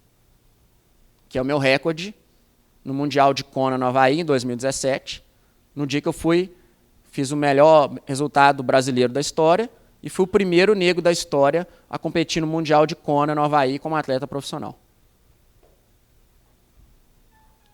Em Kona não tem cota para negros não, tá, gente? Ou você é bom, ou você é bom. Nunca pensei nisso. Ah, eu quero ser o primeiro negro da história. Não, eu quero fazer história, eu quero realizar meu sonho. E a partir do momento que eu defini que eu queria realizar meu sonho, a história está sendo escrita junto. E hoje em dia eu vejo que todos os patrocínios que estão comigo, mesmo eu não sendo um campeão de Ironman ainda, estão comigo por causa da minha história. História de diversidade, da força da diversidade, da inovação no sonho, no esporte. Tanto de mensagem que eu recebi ontem, dando parabéns pelo dia do atleta profissional, achei legal demais. E ainda fui falar para os alunos que estão começando a faculdade. E tá top demais falar aqui hoje, né? Tudo bonitinho assim, ar-condicionado, né? Esses dias eu fui falar no presídio, que eu sou voluntário do sistema prisional aqui em Minas Gerais, junto com o tio Flávio. A gente tem mais ou menos 770 mil presidiários no Brasil, né? Que é a terceira maior população de carcerária. E aí eu estava falando para uma facção lá, né? E a mulher perguntou para mim assim, Tiago, você já falou da jaula? Eu falei assim, não. Jaula é zoológico, né? Tal. Eu falei, então tá, você vai falar da jaula hoje, mas fica tranquilo. Eu falei, tá, tô super tranquilo aqui. Meu batimento na hora estava tipo 140. Agora, pra vocês terem noção, tá 75. Tô calminho, tranquilo aqui falando para vocês. Aí contei lá para ele, bati um papo para a galera, né? Tal. E aí no final chegou um cara, Tiagão, chega aí. Tiagão. Opa, o que eu fiz, né, velho? Tiagão? Ah, deve ter gostado da minha história, que gravou meu nome. Ele, você não tá lembrado de mim, não? Aí eu, não, velho, nossa, minha cabeça aqui foi mal, eu tô ruim de memória, treinando muito, né? Acabei de chegar de viagem. Aí. Nós tocamos pagode junto lá em Venda Nova. Há 17 anos atrás, você já falava pra gente que o seu sonho era viver desse trem de teatro. A gente nem sabia o que era isso. Há 17 anos, você falou pra gente que você ia sair da banda para treinar esse trem aí. E hoje você está voltando aqui para falar comigo que você viveu o seu sonho e eu estou aqui dentro preso. Obrigado por você ter vindo aqui. E manda um abraço para a galera lá do Natan Estelionatário. E eu já sabia que a galera da minha banda, que era, né, gente, já que eu ia tocar samba, eu queria tocar com quem toca mesmo, né, velho? Pô, os pretão lá de Venda Nova e tal. E eu sabia que a galera, dois estão presos e 3 morreram, entendeu? Então o Natan é um dos caras que estão presos. E tem uns soltos ainda, eu sou um, né, deles. Ainda bem que eu fui pro triatlo. Mas, para mim foi muito marcante, claro. Né? Porque imagina, eu estou falando para vocês aqui hoje, nós estamos falando de inovação, diversidade, como é que a gente vai botar todo o nosso potencial no mercado de trabalho, no ambiente de trabalho, onde é que vocês estão. Né? E eu estava falando de sonhos para uma galera que está presa, tem 17 anos, 15 anos, igual o Natan, que ainda vai ficar mais 5 anos preso, outros até mais. E vocês não sabem o valor da liberdade, a gente não sabe. Vocês estão livres para voar. Livres para transformar o que vocês quiserem. Growth Mindset, né? Que é o bonito de falar hoje em dia. Toda hora eu escuto isso. Nada mais é que aprender para você chegar onde é que você quiser. Porque resumindo é isso. Se a gente quer chegar ali, então vamos chegar ali. Eu fui lá aprender com o Javier, porque realmente eu tinha que aprender com o melhor do mundo. E se ele me chamou para ir para lá, é porque ele também acredita que eu sou um dos melhores do mundo. E meu apelido lá, porque ele era o capitão, o meu era El Negrito. Suave, suavecito. Então pergunto para vocês de novo, qual é o sonho de vocês? Porque se a gente quiser inovar, se a gente quiser fazer diferença na vida dos colaboradores, dos stakeholders, que é o nome bonito que o Ricardo falou ali, né? Transformar a vida dos nossos clientes, independente de quem sejam os clientes, se a gente não levar o sonho para dentro da empresa, se não levar nosso sonho para a equipe, a gente vai fazer só o que todo mundo está fazendo. A gente não vai fazer a diferença. Porque quando você fala do sonho, o olho de todo mundo já brilha, já abre um sorrisinho já de todo mundo. Com sorriso é tudo muito melhor, claro. Até no momento difícil, Na hora que eu estou sofrendo em cima da bike, sofrendo, correndo, eu fico pensando no sorriso do meu pai, sorriso da minha mãe, sorriso do meu irmão, sorriso dos meus amigos, sorriso, sorriso, sorriso. Na hora que eu vejo, eu já estou rindo, mesmo chorando por dentro, de pânico, de dor. Não, está tudo doendo, mas eu estou sorrindo. E aí chega o Javier Gomes, ainda fala, segura mais 5 minutos, mais 5 segundos. Então pergunto para vocês de novo, qual é o sonho de vocês? Porque a gente só vai inovar, e só vai usar o poder da nossa diversidade, tem um sonho claro na nossa cabeça, né? Toda vez que eu entro num avião, eu fico pensando, como é que o cara inventou um avião, gente? Imagina. Teve que botar todo o sonho dele ali, claro. E hoje eu fico vendo que, todo mundo fala comigo, Nova Vinhal, você é um monstro, não sei o quê, cabuloso e tal. Eu olho para trás e falo assim, eu não fiz nada demais. Só acreditei, tive que inovar, sempre. E eu sempre entendi a minha diferença, a minha diversidade como um poder. Tá bom? Eu comecei a ver que eu era único. Se eu era único, eu tinha uma coisa que ninguém teria. E eu queria transformar a vida de cada pessoa de um jeito que ninguém tinha transformado. Isso aí está virando uma história. E hoje em dia, quando me perguntam assim, você quer ser um exemplo? Não quero ser um exemplo. Não quero ser copiado por ninguém. Um Ctrl+C, Ctrl+V. Quero ser uma história. Né? Para que cada pessoa que vá conhecendo a minha história, que é uma história de sonho, também tenha o seu sonho claro na cabeça, para escrever sua própria história. E eu acho que o ponto de conexão meu com a ArcelorMittal, que foi o que a gente está aqui hoje, foi realmente que a gente quer transformar, né? Transforming tomorrow together. Yes, let's push. Meu lema, gente, de vida é let's push. Eu vou explicar por quê, né? Porque hoje, na corrida domingo, todo mundo falava let's push, Vinhal, let's push. Quando eu fui para Maiorca a primeira vez, meu treinador dinamarquês, eu não sabia falar inglês, só sabia, hi, my name is Thiago, good morning, very good, very bad, strong, no. E aí eu queria motivar a galera, os gringos, bora galera, bora, eu não sabia como é que falava, aí eu comecei a falar, let's push, aí tudo era let's push, hello, good morning, let's push, como é que tá aí, não sei o que, let's push, tudo era let's push, aí virou let's push. Aí let's push é para subir a montanha, let's push é para sair para o treino. E let's push é para a gente transformar, para a gente passar pela sensação de dor e saber que durante a sensação de dor, durante a zona de desconforto, é ali que a gente vai se transformar. Total. 5 segundos. Eu hoje tenho que aguentar 5 segundos a mais em cada sessão minha de treino para eu ser um campeão. Que eu sei que o meu meio nas antigas aí, para eu chegar até onde que eu cheguei, eu precisei de estar presente, eu precisei de sobreviver. E hoje em dia eu quero ser um campeão. Para eu ser um campeão, eu preciso de estar um campeão. E estar um campeão no treino, porque eu só vou ser campeão na prova se eu for campeão no treino. E quando eu entro em cada sessão de treino querendo ser o campeão, eu já entro dando o meu melhor. Né? Já entro dando 100%, não é nem 200%, não quero ninguém dando mais do que o melhor. Dando 100% naquela sessão. Se for 100% do descanso, 100% do descanso. Se for 100% da bike, é 100% da bike. E hoje em dia eu vejo que eu não tenho esses trem de... Não sou CEO de nenhum lugar, né, Ricardo?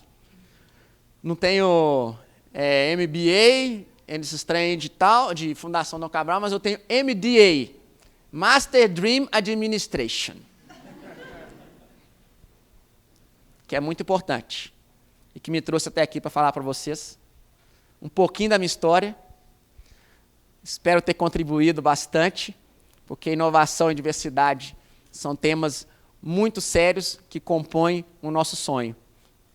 E para mim, eu tenho um lema de vida que sonho bom é sonho vivido, que quando a gente acorda, ele não acaba. Se hoje eu estou aqui falando para vocês, estou vivendo minha história, a história do meu sonho, let's push. Valeu.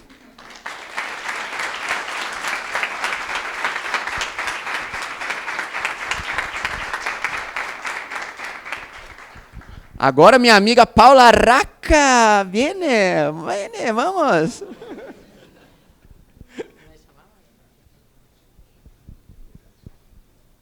Obrigada, viu, Thiago? Você pode se sentar aqui de uma vez. Vou chamar o Ricardo e a Paula Raca para mediar o painel para a gente, tá bom?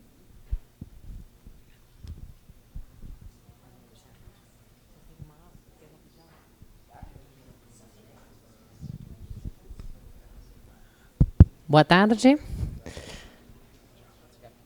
Por favor, eu quero. Aceito, obrigada. Que edição, né? De Asolab Talks, a 6ª edição, super profundo, inspirador, mobilizador.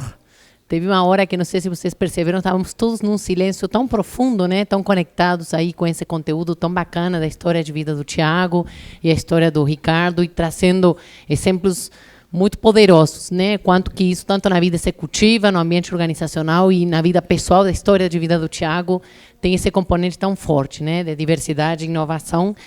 E esse é um momento para vocês, né? Vamos privilegiar como é que funciona essa dinâmica. Para quem não participou, a ideia é dar oportunidade, principalmente quem está aqui ao vivo, e ter esse momento agora, desse papo sem nenhum tipo de programação, direto, de fazer perguntas para o Thiago, para o Ricardo, daquela história que eles contaram, de opiniões, visões. Então, esse é o momento mais rico agora de aprendermos juntos. E também as pessoas que estão por streaming, elas podem enviar as perguntas para nosso time de comunicação. Nós vamos prestigiar, né, a pessoa que conseguiu estar ao vivo e que se inscreveu, né, participou do sorteio aí dessa oportunidade de estar aqui. Então, se alguém quer fazer uma pergunta, temos já a pergunta. Então, ótimo. Eu fui até fazendo algumas para ter... A Maíra vai passar o microfone lá. Boa tarde. Primeiro, muito legal, parabéns para os dois. Gostei muito de ambas as palestras. A minha pergunta, na verdade, é mais para o Ricardo, que eu tenho conversado muito, estava conversando outro dia com um amigo que é diretor de RH da Ambev, conversando lá na empresa, eu sou da Q2, a gente trabalha com dados, com consultoria de dados. Eu penso muito sobre essa diversidade, sobre trazer novas pessoas, e eu tenho visto, dentro dos meus clientes, muitas iniciativas nesse sentido, o que eu acho super legal. Mas uma grande dificuldade que eu vejo, que eu queria ver se vocês pensarem, como que vocês pensam em lidar com isso, é o seguinte. Pensar na nova persona do colaborador é muito legal, é quase fácil, né, o papel ele aceita tudo, só que a gente tem um legado aí de pessoas que estão dentro da corporação, principalmente corporações como a BK, como a Celor, que são grandes, elas são antigas, elas têm um histórico, elas têm aí um legado de pessoas que estão lá há muito tempo. Como é que a gente vai lidar com essa história? Talvez, não para elas mudarem, porque talvez isso seja muito pesado, mas como é que a gente vai aceitar isso e talvez aceitar as pessoas novas, com essa nova persona, e manter ou mudar essas pessoas que já estão lá na BK? A pergunta é muito apropriada, né? Na verdade, é um processo de transformação muito forte. É uma transformação de mindset, né? Uma transformação cultural. E é óbvio que você não faz transformação de pensamento, transformação cultural, simplesmente estalando um dedo. Tem toda uma preparação, né? Você tem que preparar a empresa para isso. E eu acho que o principal é você criar o propósito disso, né? O que eu falei durante a fala aqui. O que a gente quer com isso? Para que isso? Não é simplesmente porque a gente acha legal encher aqui de diferentes raças, diferentes culturas, diferentes credos, não é porque a gente quer ser fashion, né? Porque a gente percebe que tem empresas fazendo isso simplesmente porque é legal de fazer, mas não tem conexão disso com algum objetivo maior. Eu acho que a gente tem um processo de conscientização muito forte, de preparação muito forte e de conexão disso com os objetivos da empresa muito forte. É óbvio que você vai conseguir mudar o pensamento e as cabeças de muita gente. Tem uns que não vão, né? E pode acontecer até um processo de seleção natural de pessoas que não se identificam mais com essa empresa e saírem, né? Porque eu acho que faz parte disso. Não adianta a gente querer ser apoliana achando que a gente vai ser o alvo, o objeto de desejo de 100% das pessoas. Isso não acontece, né? E eu acho que isso é até salutar. Eu acho que esse processo de renovação, de oxigenação, ele é salutar. O importante é que no final do dia as pessoas enxerguem para onde a gente quer ir e se sintam on-board disso, né? Engajadas e de verdade motivadas. Porque jogar para a galera, cara, isso não se sustenta, né? Não sobrevive muito tempo. Até porque a gente quer, como eu falei aqui, mudar a forma de aferição da performance das pessoas, né? Então não é só no gogó, não vai resolver mais. Tem que ter conexão. Acho que é isso. Se eu puder te complementar, concordo com a visão do Ricardo, mas tem um elemento que ele traz da transformação, e a transformação, isso na história, né, das organizações, porque agora a gente fala como se fosse uma coisa nova, né? Cultura parece que virou novo, diversidade virou nova, inovação virou uma coisa nova, e o ser humano inova desde que ele é ser humano, né? Mas a gestão de mudança, ela tende a ter uma curva como um Gauss, assim, né? Tem pessoas que vão liderar sempre as mudanças. Tem pessoas que são detratoras da mudança, que vão boicotar esse movimento, porque querem permanecer na zona de conforto. O Thiago usava isso também, ele como esportista. Então, o próprio movimento que o Ricardo vem liderando lá na Belgo BKR, nós na ArcelorMittal também, no momento a gente chama até de evolução cultural, porque tem elementos muito fortes da nossa cultura que a gente quer manter, que tem a ver com essa história que você trouxe. Então, a história nos trouxe até aqui. Só que tem novos comportamentos que nós queremos inserir, para os quais nós vamos ter que desaprender alguns comportamentos que nos trouxeram até aqui, mas que não nos levaram até lá. E é nesse movimento que a gente está até mapeando já quem são os novos embaixadores dessa cultura, quem são os detratores, e, naturalmente, isso vai ter, né, na nossa olhar de diretoria, uma tomada de decisão, na medida que você empieza a ver que tem pessoas que talvez estão jogando contra, né? Então, esse é o movimento que a maioria das empresas está liderando, a gente vem passando por isso também. Alguns, igual o Ricardo falou, se descem sozinhos do navio, falam, eu não quero fazer parte disso, eu não quero passar por essa dor. Tem gente que não sabe como, mas pede ajuda, e aí é muito interessante, por isso esse componente da atitude que o Ricardo fala faz toda a diferença. Tem aprendizes de 60 anos querendo fazer diferente. Não sabem como, mas pedem ajuda. Então, não tem necessariamente a ver com gerações, na minha opinião. É justamente o componente da diversidade mesmo, sabe? Até etária. E até no componente do queremos fazer uma empresa diferente. Então, vamos fazer essa empresa diferente, com olhares diferentes, mas abrindo mão de coisas que nós não queremos mais, nós não toleramos mais. Então, esse é o movimento que na ArcelorMittal também estamos trilhando, para complementar aqui. Alguma outra pergunta lá atrás? Tem microfone aí, Maíra? Tem? Aí a Marcela. Boa tarde. Primeiro, eu agradeço aos dois palestrantes pelas duas palestras muito interessantes, de verdade. Eu queria fazer uma pergunta, ou talvez, né, suscitar do painel um pouco de discussão. Primeiro, acho que até em complemento ao que a pergunta anterior começou, é no sentido de que, até estou tentando trabalhar a ideia aqui, está difícil. Quando o Sérgio falou sobre, o Ricardo falou sobre o movimento de transformação da cultura para poder conscientizar, né, os membros da empresa da importância da diversidade. Dessa motivação, ele apresentou como dado da performance melhorada, né, da empresa, da corporação, em razão dessa diversidade. E isso, para mim, é interessante. Aí eu queria realmente promover que fosse promovida a discussão nesse sentido, porque é uma mentalidade ainda no sentido do desempenho e do lucro, eu vou dizer assim, e menos no sentido da reparação de um sistema, vamos dizer assim. E aí eu diria que essa ideia pode complementar a pergunta dele, porque quem já está na empresa talvez não veja a diversidade com a importância nesse sentido. E aí tem que olhar realmente pelo impacto no desempenho.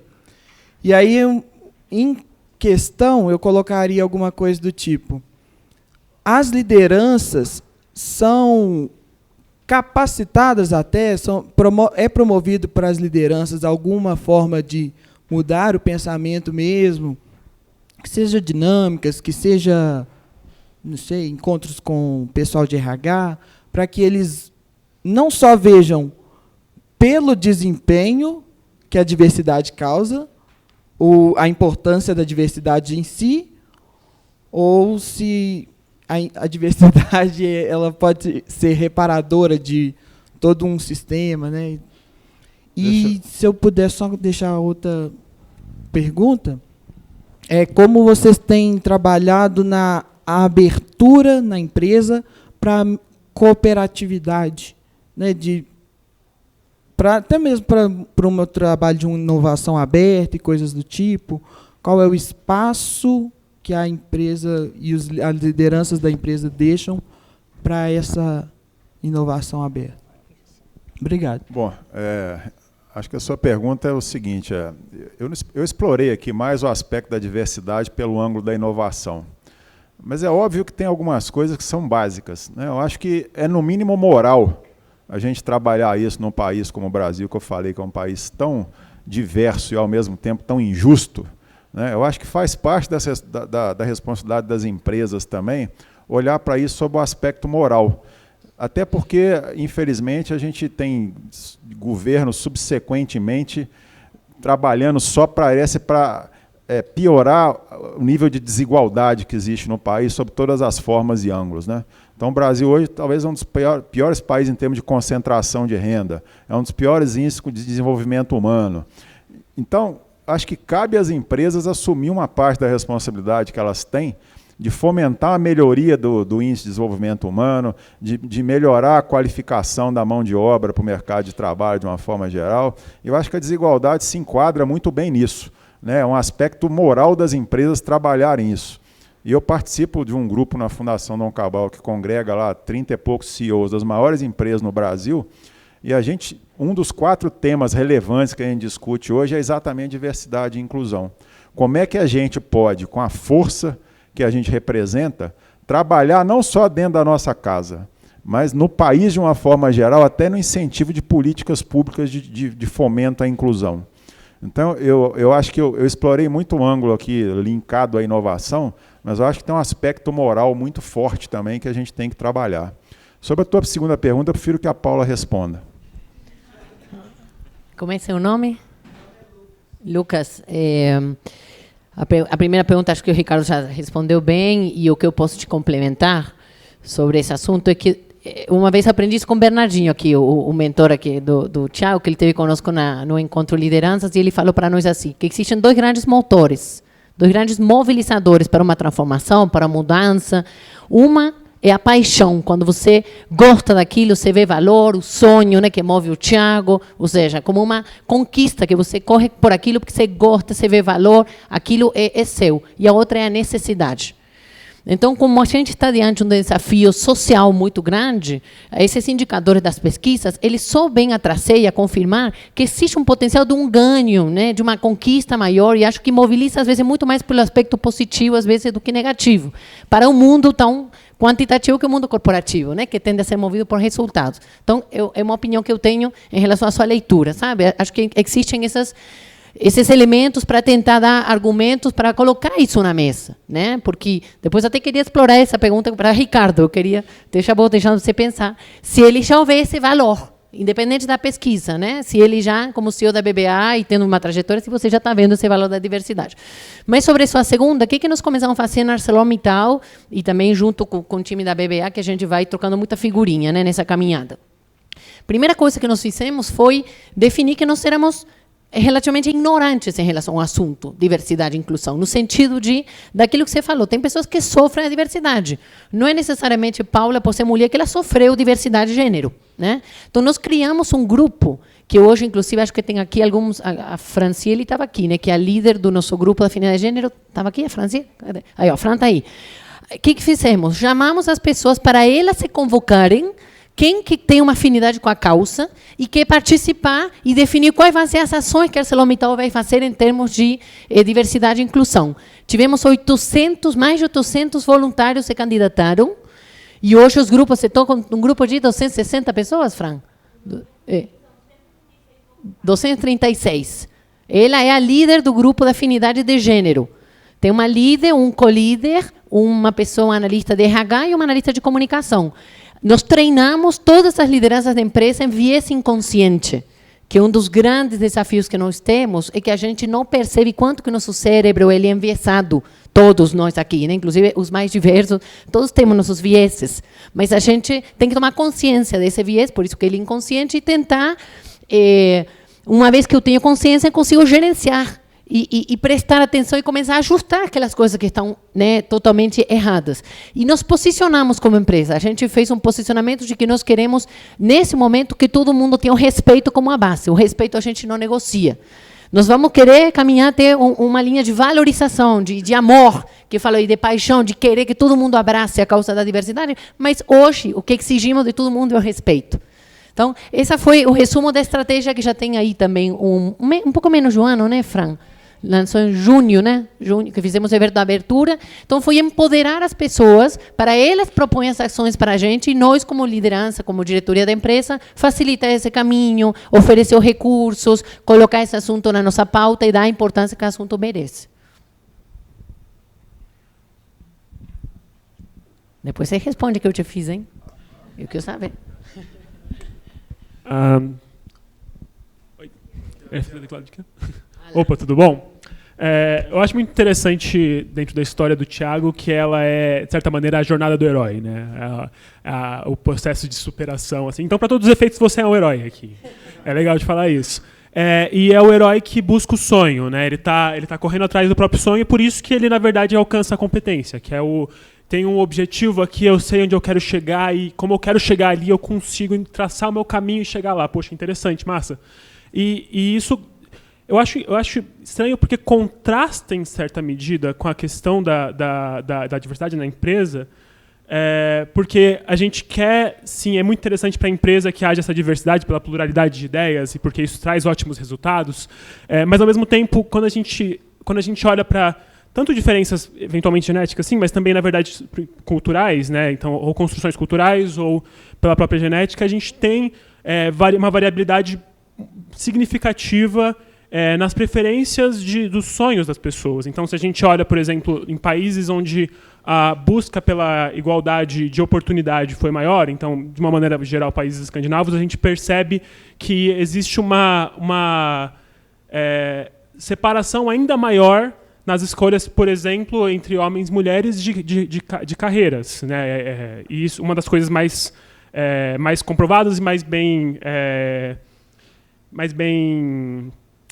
baseadas em dados que a gente tem hoje sobre as diferenças psicológicas, né, entre homens e mulheres, a diferença entre preferências do ponto de vista de que mulheres tendem a preferir pessoas, a ter uma afinidade mais com pessoas, enquanto homens tendem a ter uma afinidade mais com coisas. E isso, no fim das contas, acaba se refletindo em algumas escolhas. Então, até que medida você consegue manter essa diversidade dentro da empresa sem forçar isso de uma maneira artificial e que acaba empurrando pessoas para carreiras que, na verdade, não vão ser, de fato, o sonho delas, né? E onde ela não consegue ser, de fato, um herói. A pergunta é para mim? Tá vindo para mim, tá me olhando. Tá para você, de certa maneira, sim. Eu estava moderando aqui, mas vamos lá. Quando o Ricardo fala do propósito da Becaert, e eu te falo do meu sonho, tá? Eu, responsabilidade de pessoas, eu tenho um sonho que nossa empresa seja cada vez mais humana. E que as pessoas sejam elas mesmas. E que elas conectem propósitos e valores. Se a pessoa conecta o que ela quer para a sua vida e ela consegue achar isso dentro do ambiente onde ela passa grande parte do seu dia, e o como dela, como é que ela vai fazer, como é que ela vai tomar decisões, baseado nos seus valores. Se esses valores convergem com os valores da organização, você não tem que controlar a pessoa, você não precisa nem checar o horário que ela chega, que ela sai. Ela vai entregar, ela vai fazer aquilo, porque ela sonha com aquilo. Ela sonha com atuar dentro da nossa fundação, sonha com vender um produto de alto valor agregado que vai resolver a vida de um cliente, ela sonha com estar numa área industrial. Né? E tem gente que gosta, você vai dentro de uma ceria, tem gente que gosta de viver na ceria, naquele calor, nossa, fizemos tanta corrida. E é tipo um drive esportivo, de certa forma, né? Uma competitividade. Então, existe um monte de oportunidades num universo tão grande, apenas pegando um exemplo de uma empresa que é o caso da ArcelorMittal, que vai desde bioflorestas até arames, né, no downstream, onde a pessoa pode encontrar áreas que, se o propósito dela de vida conecta com o propósito da organização e os valores, ela é a sua melhor essência, ela procura ser a sua melhor versão.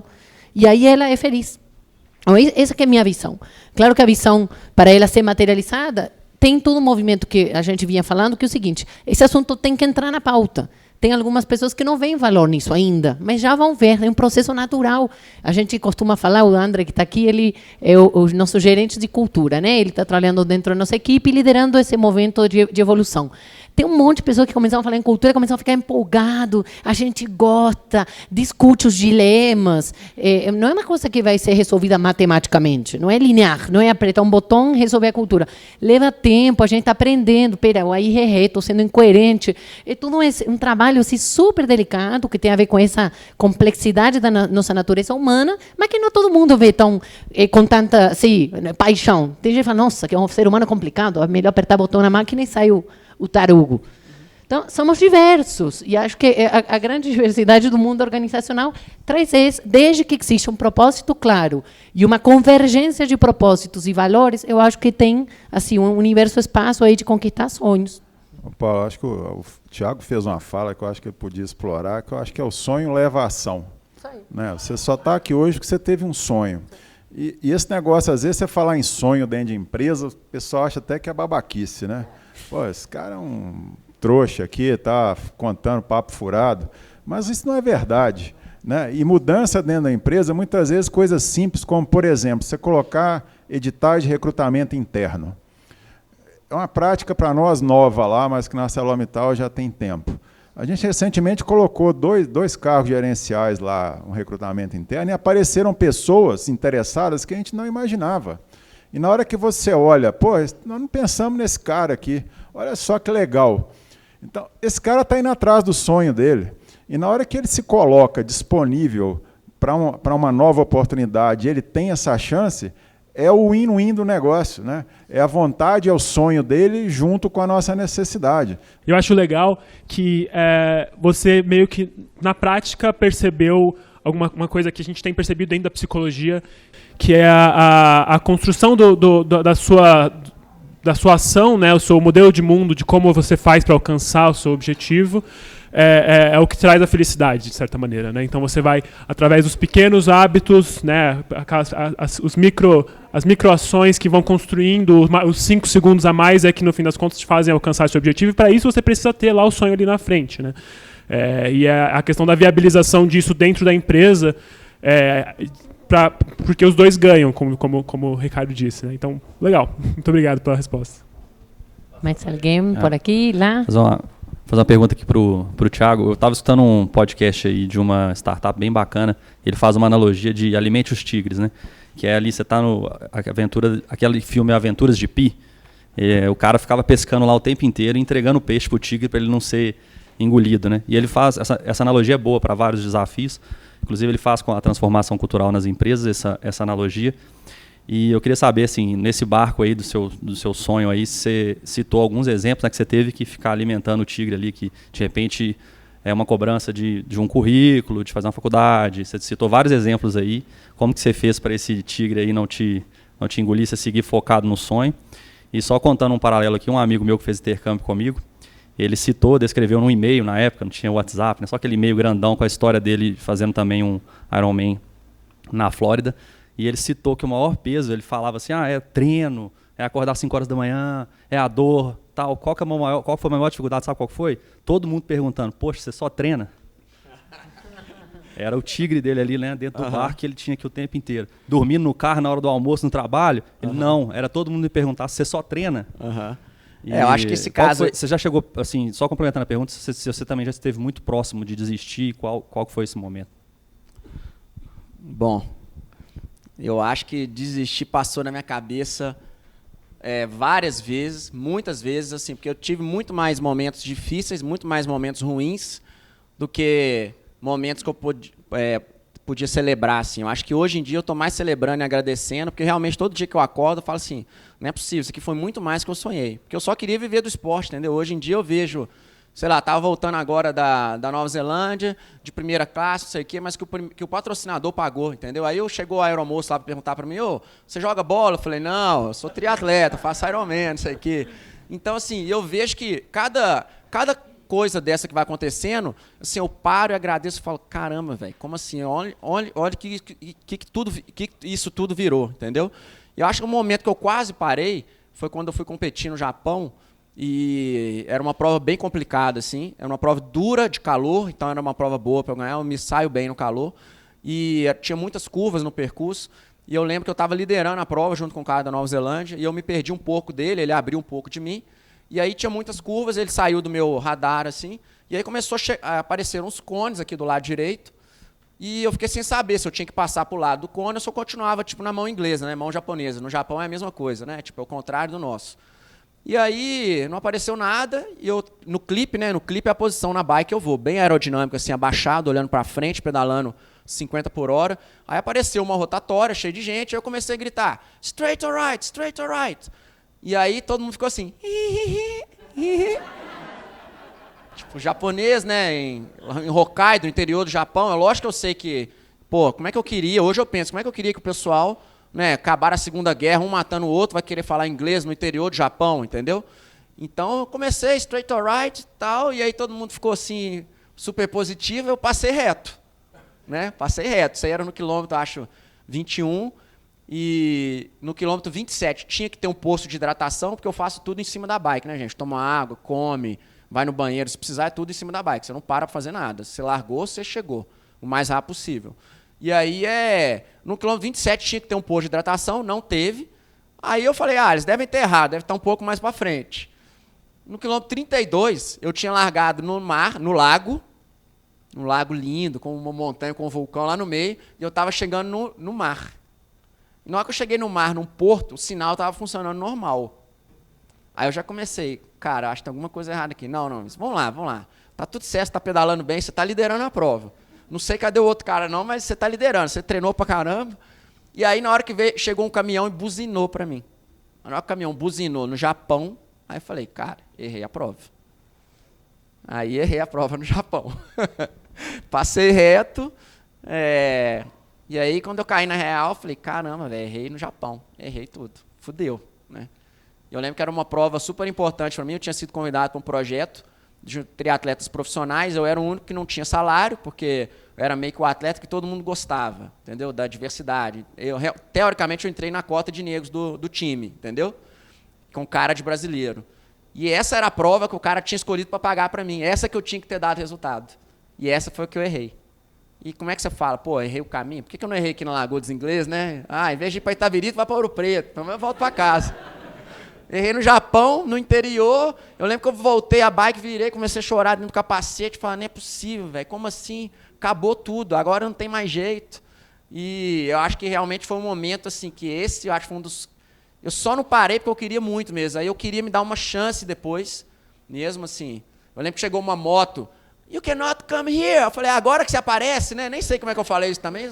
Sei que eu passei por cima, assim, mas fiquei bem chateado, tipo, uma sensação de fracasso total. E eu sei que, depois daquilo, eu dei uma respirada, falei assim, eu vou me dar mais uma chance, que eu estava bem treinado, e toda prova que eu chegar agora, eu vou decorar o percurso, né? Então, assim, toda prova que eu chego hoje, independente de qual país que é, eu pego uma moto, eu vou de bike mesmo no percurso, pego um ônibus, vou de táxi, pego o mapa, faço detalhe no GPS, vejo a curva, para onde é, para onde é que não é, e quais são os pontos fortes do percurso, quais são os pontos fracos dentro da minha característica de competidor, para performar o máximo possível. Então, assim, esse foi um dos grandes nãos. Growth Mindset.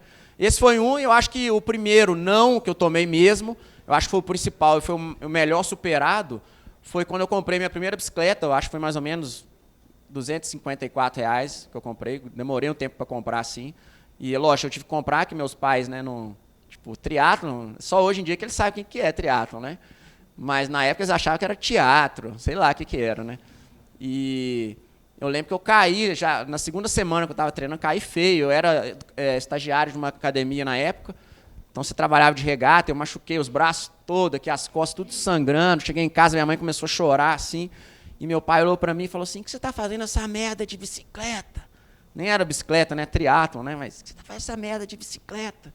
Então, acho que assim, o primeiro não para mim mesmo foi dentro de casa, primeiro mesmo. Esse foi, eu lembro claramente, eu lembro da sensação, da tristeza, assim, de tipo, caramba, velho, achei um negócio que eu acho que eu posso me dar bem, eu posso viver disso, talvez eu leve o jeito, mas minha família aqui tá um pouco contra, assim. Então, acho que foram 2 momentos bem difíceis, assim, de alimentar o tigre ali, tipo, quase comeu sua mão, mas vamos continuar remando o barco aqui pro sonho.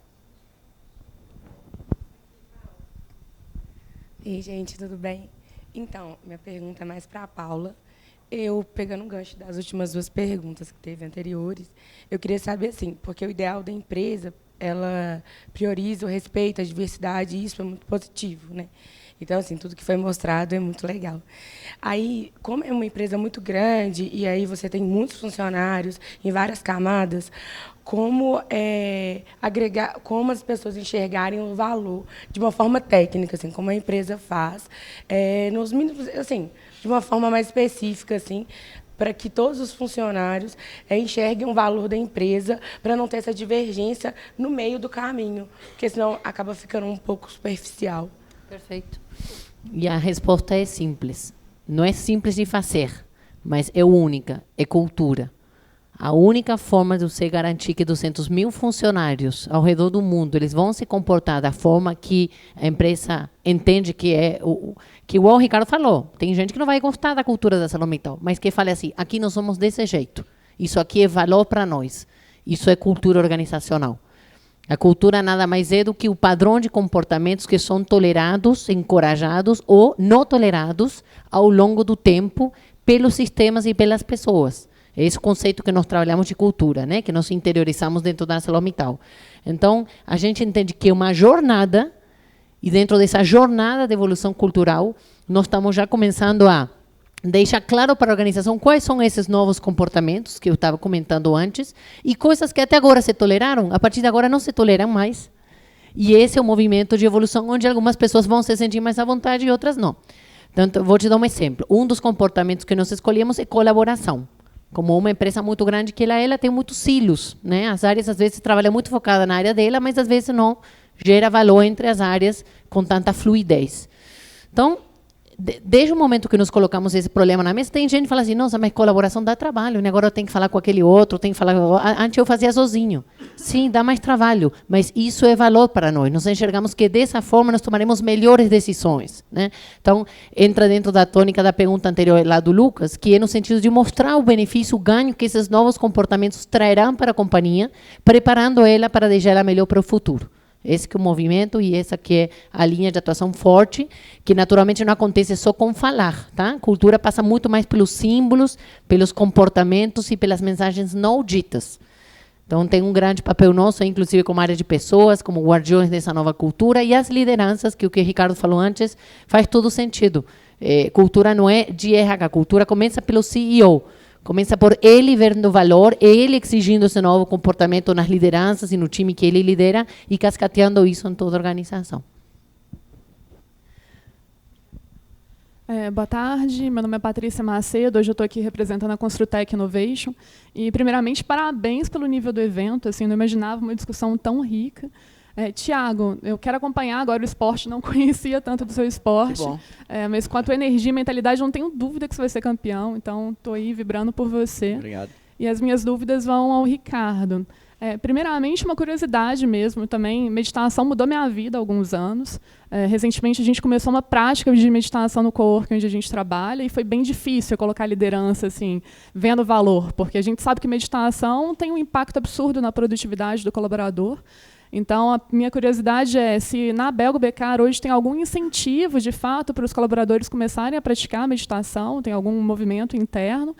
E agora, uma outra dúvida mais técnica mesmo, eu sou da área de startups, e expandindo um pouco esse termo aí de inclusão, eu queria saber se tem algum, eu sei que faz parte aqui do braço também da Celor, mas se hoje vocês utilizam soluções externas da Belgo Becar, de startups, tem algum case para falar assim, para a gente, como que foi?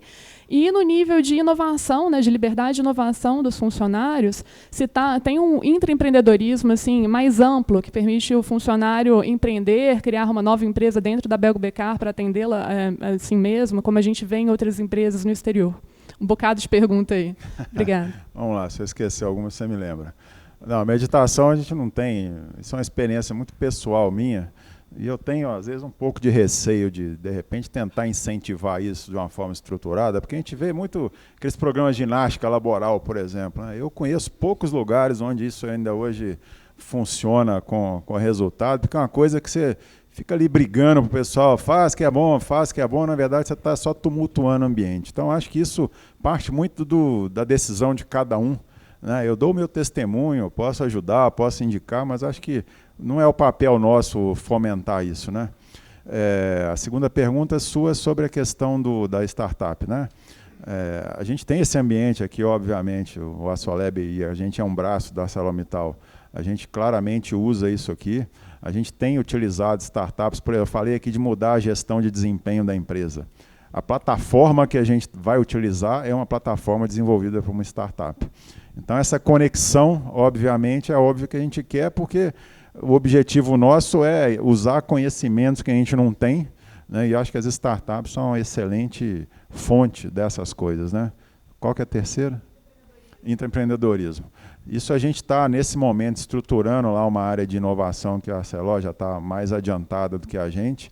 E um dos pilares de atuação dessa área de inovação vai ser fortalecer esse intraempreendedorismo dentro da empresa. Criar ambientes, inclusive físicos, que permitam a essas pessoas ter tempo de se dedicar a isso de uma forma estruturada, coordenada e supervisionada. Né? Então, isso é uma questão que está no nosso plano e que a gente, em breve, vai começar a fomentar lá. Mais uma pergunta?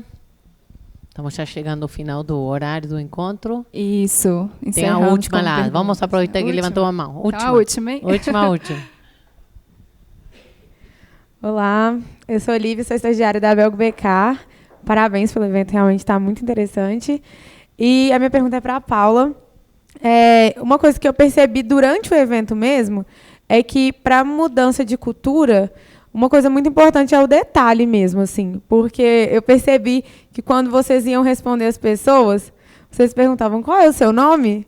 E eu falei, cara, só essa pergunta mostra que eles estão interessados em saber quem é a pessoa com quem eles estão falando, e isso é uma valorização de forma humana. Então, assim, eu fiquei muito pensando nessa questão dos detalhes.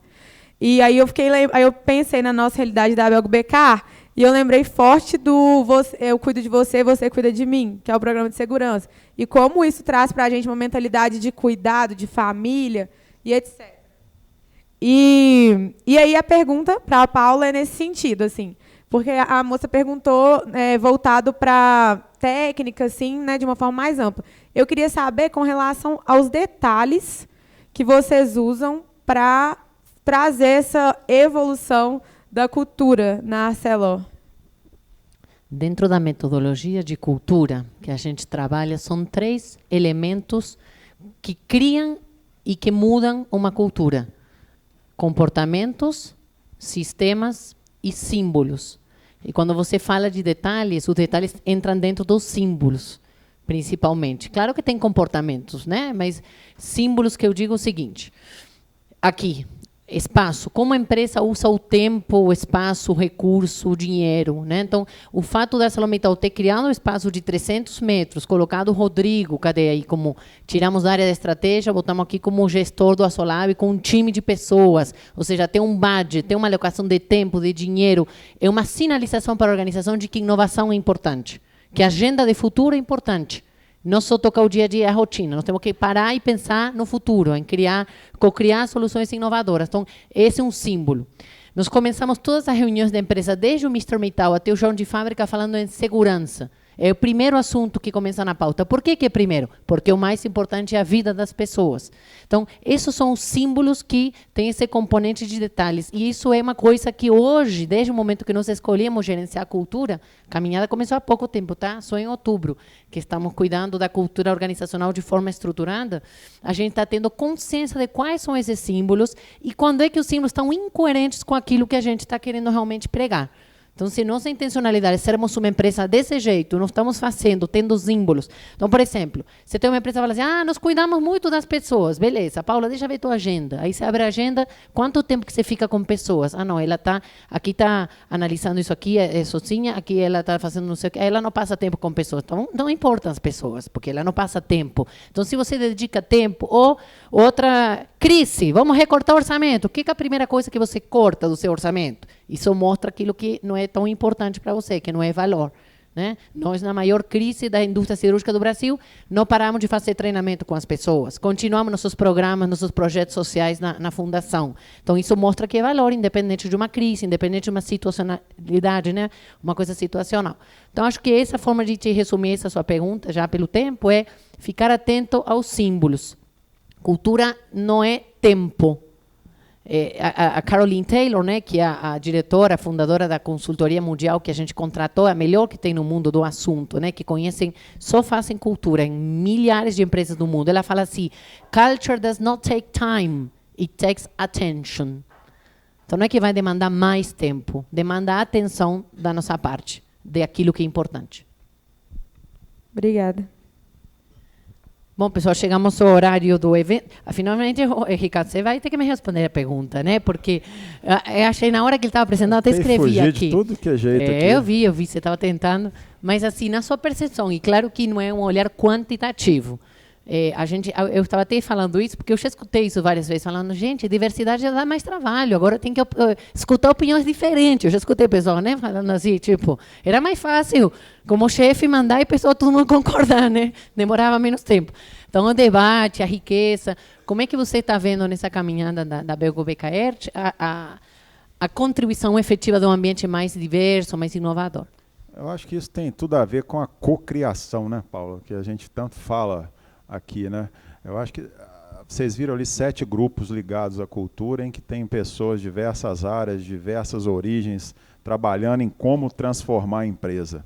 E hoje eu estava numa reunião de manhã lá com uma das unidades de negócio, que a gente faz um review trimestral. Eu achei o máximo o gerente de produção de uma fábrica, um dos itens da agenda que ele colocou foi diversidade e inclusão. E ele mostrou genuinamente, isso não foi pedido para ele, isso não é um item normal da agenda de revisão do negócio. O que ele está fazendo lá? Inclusive, ele acabou de contratar um refugiado do Haiti, sabe? E colocou essa pessoa para trabalhar numa fábrica. Mostrou lá 6 ou 7 operadoras de empilhadeira que ele está colocando para operar uma linha de galvanização. Então, isso para mim já é fato concreto de uma mudança cultural acontecendo pelo empoderamento que as pessoas têm.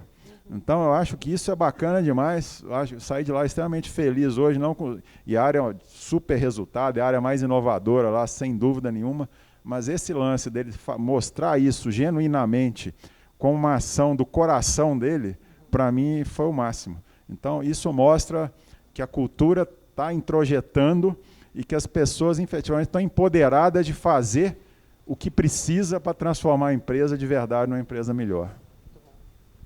Thiago, algum recado final para a turma aqui? Bora inovar. Bora inovar com diversidade, né? Bora inovar com diversidade.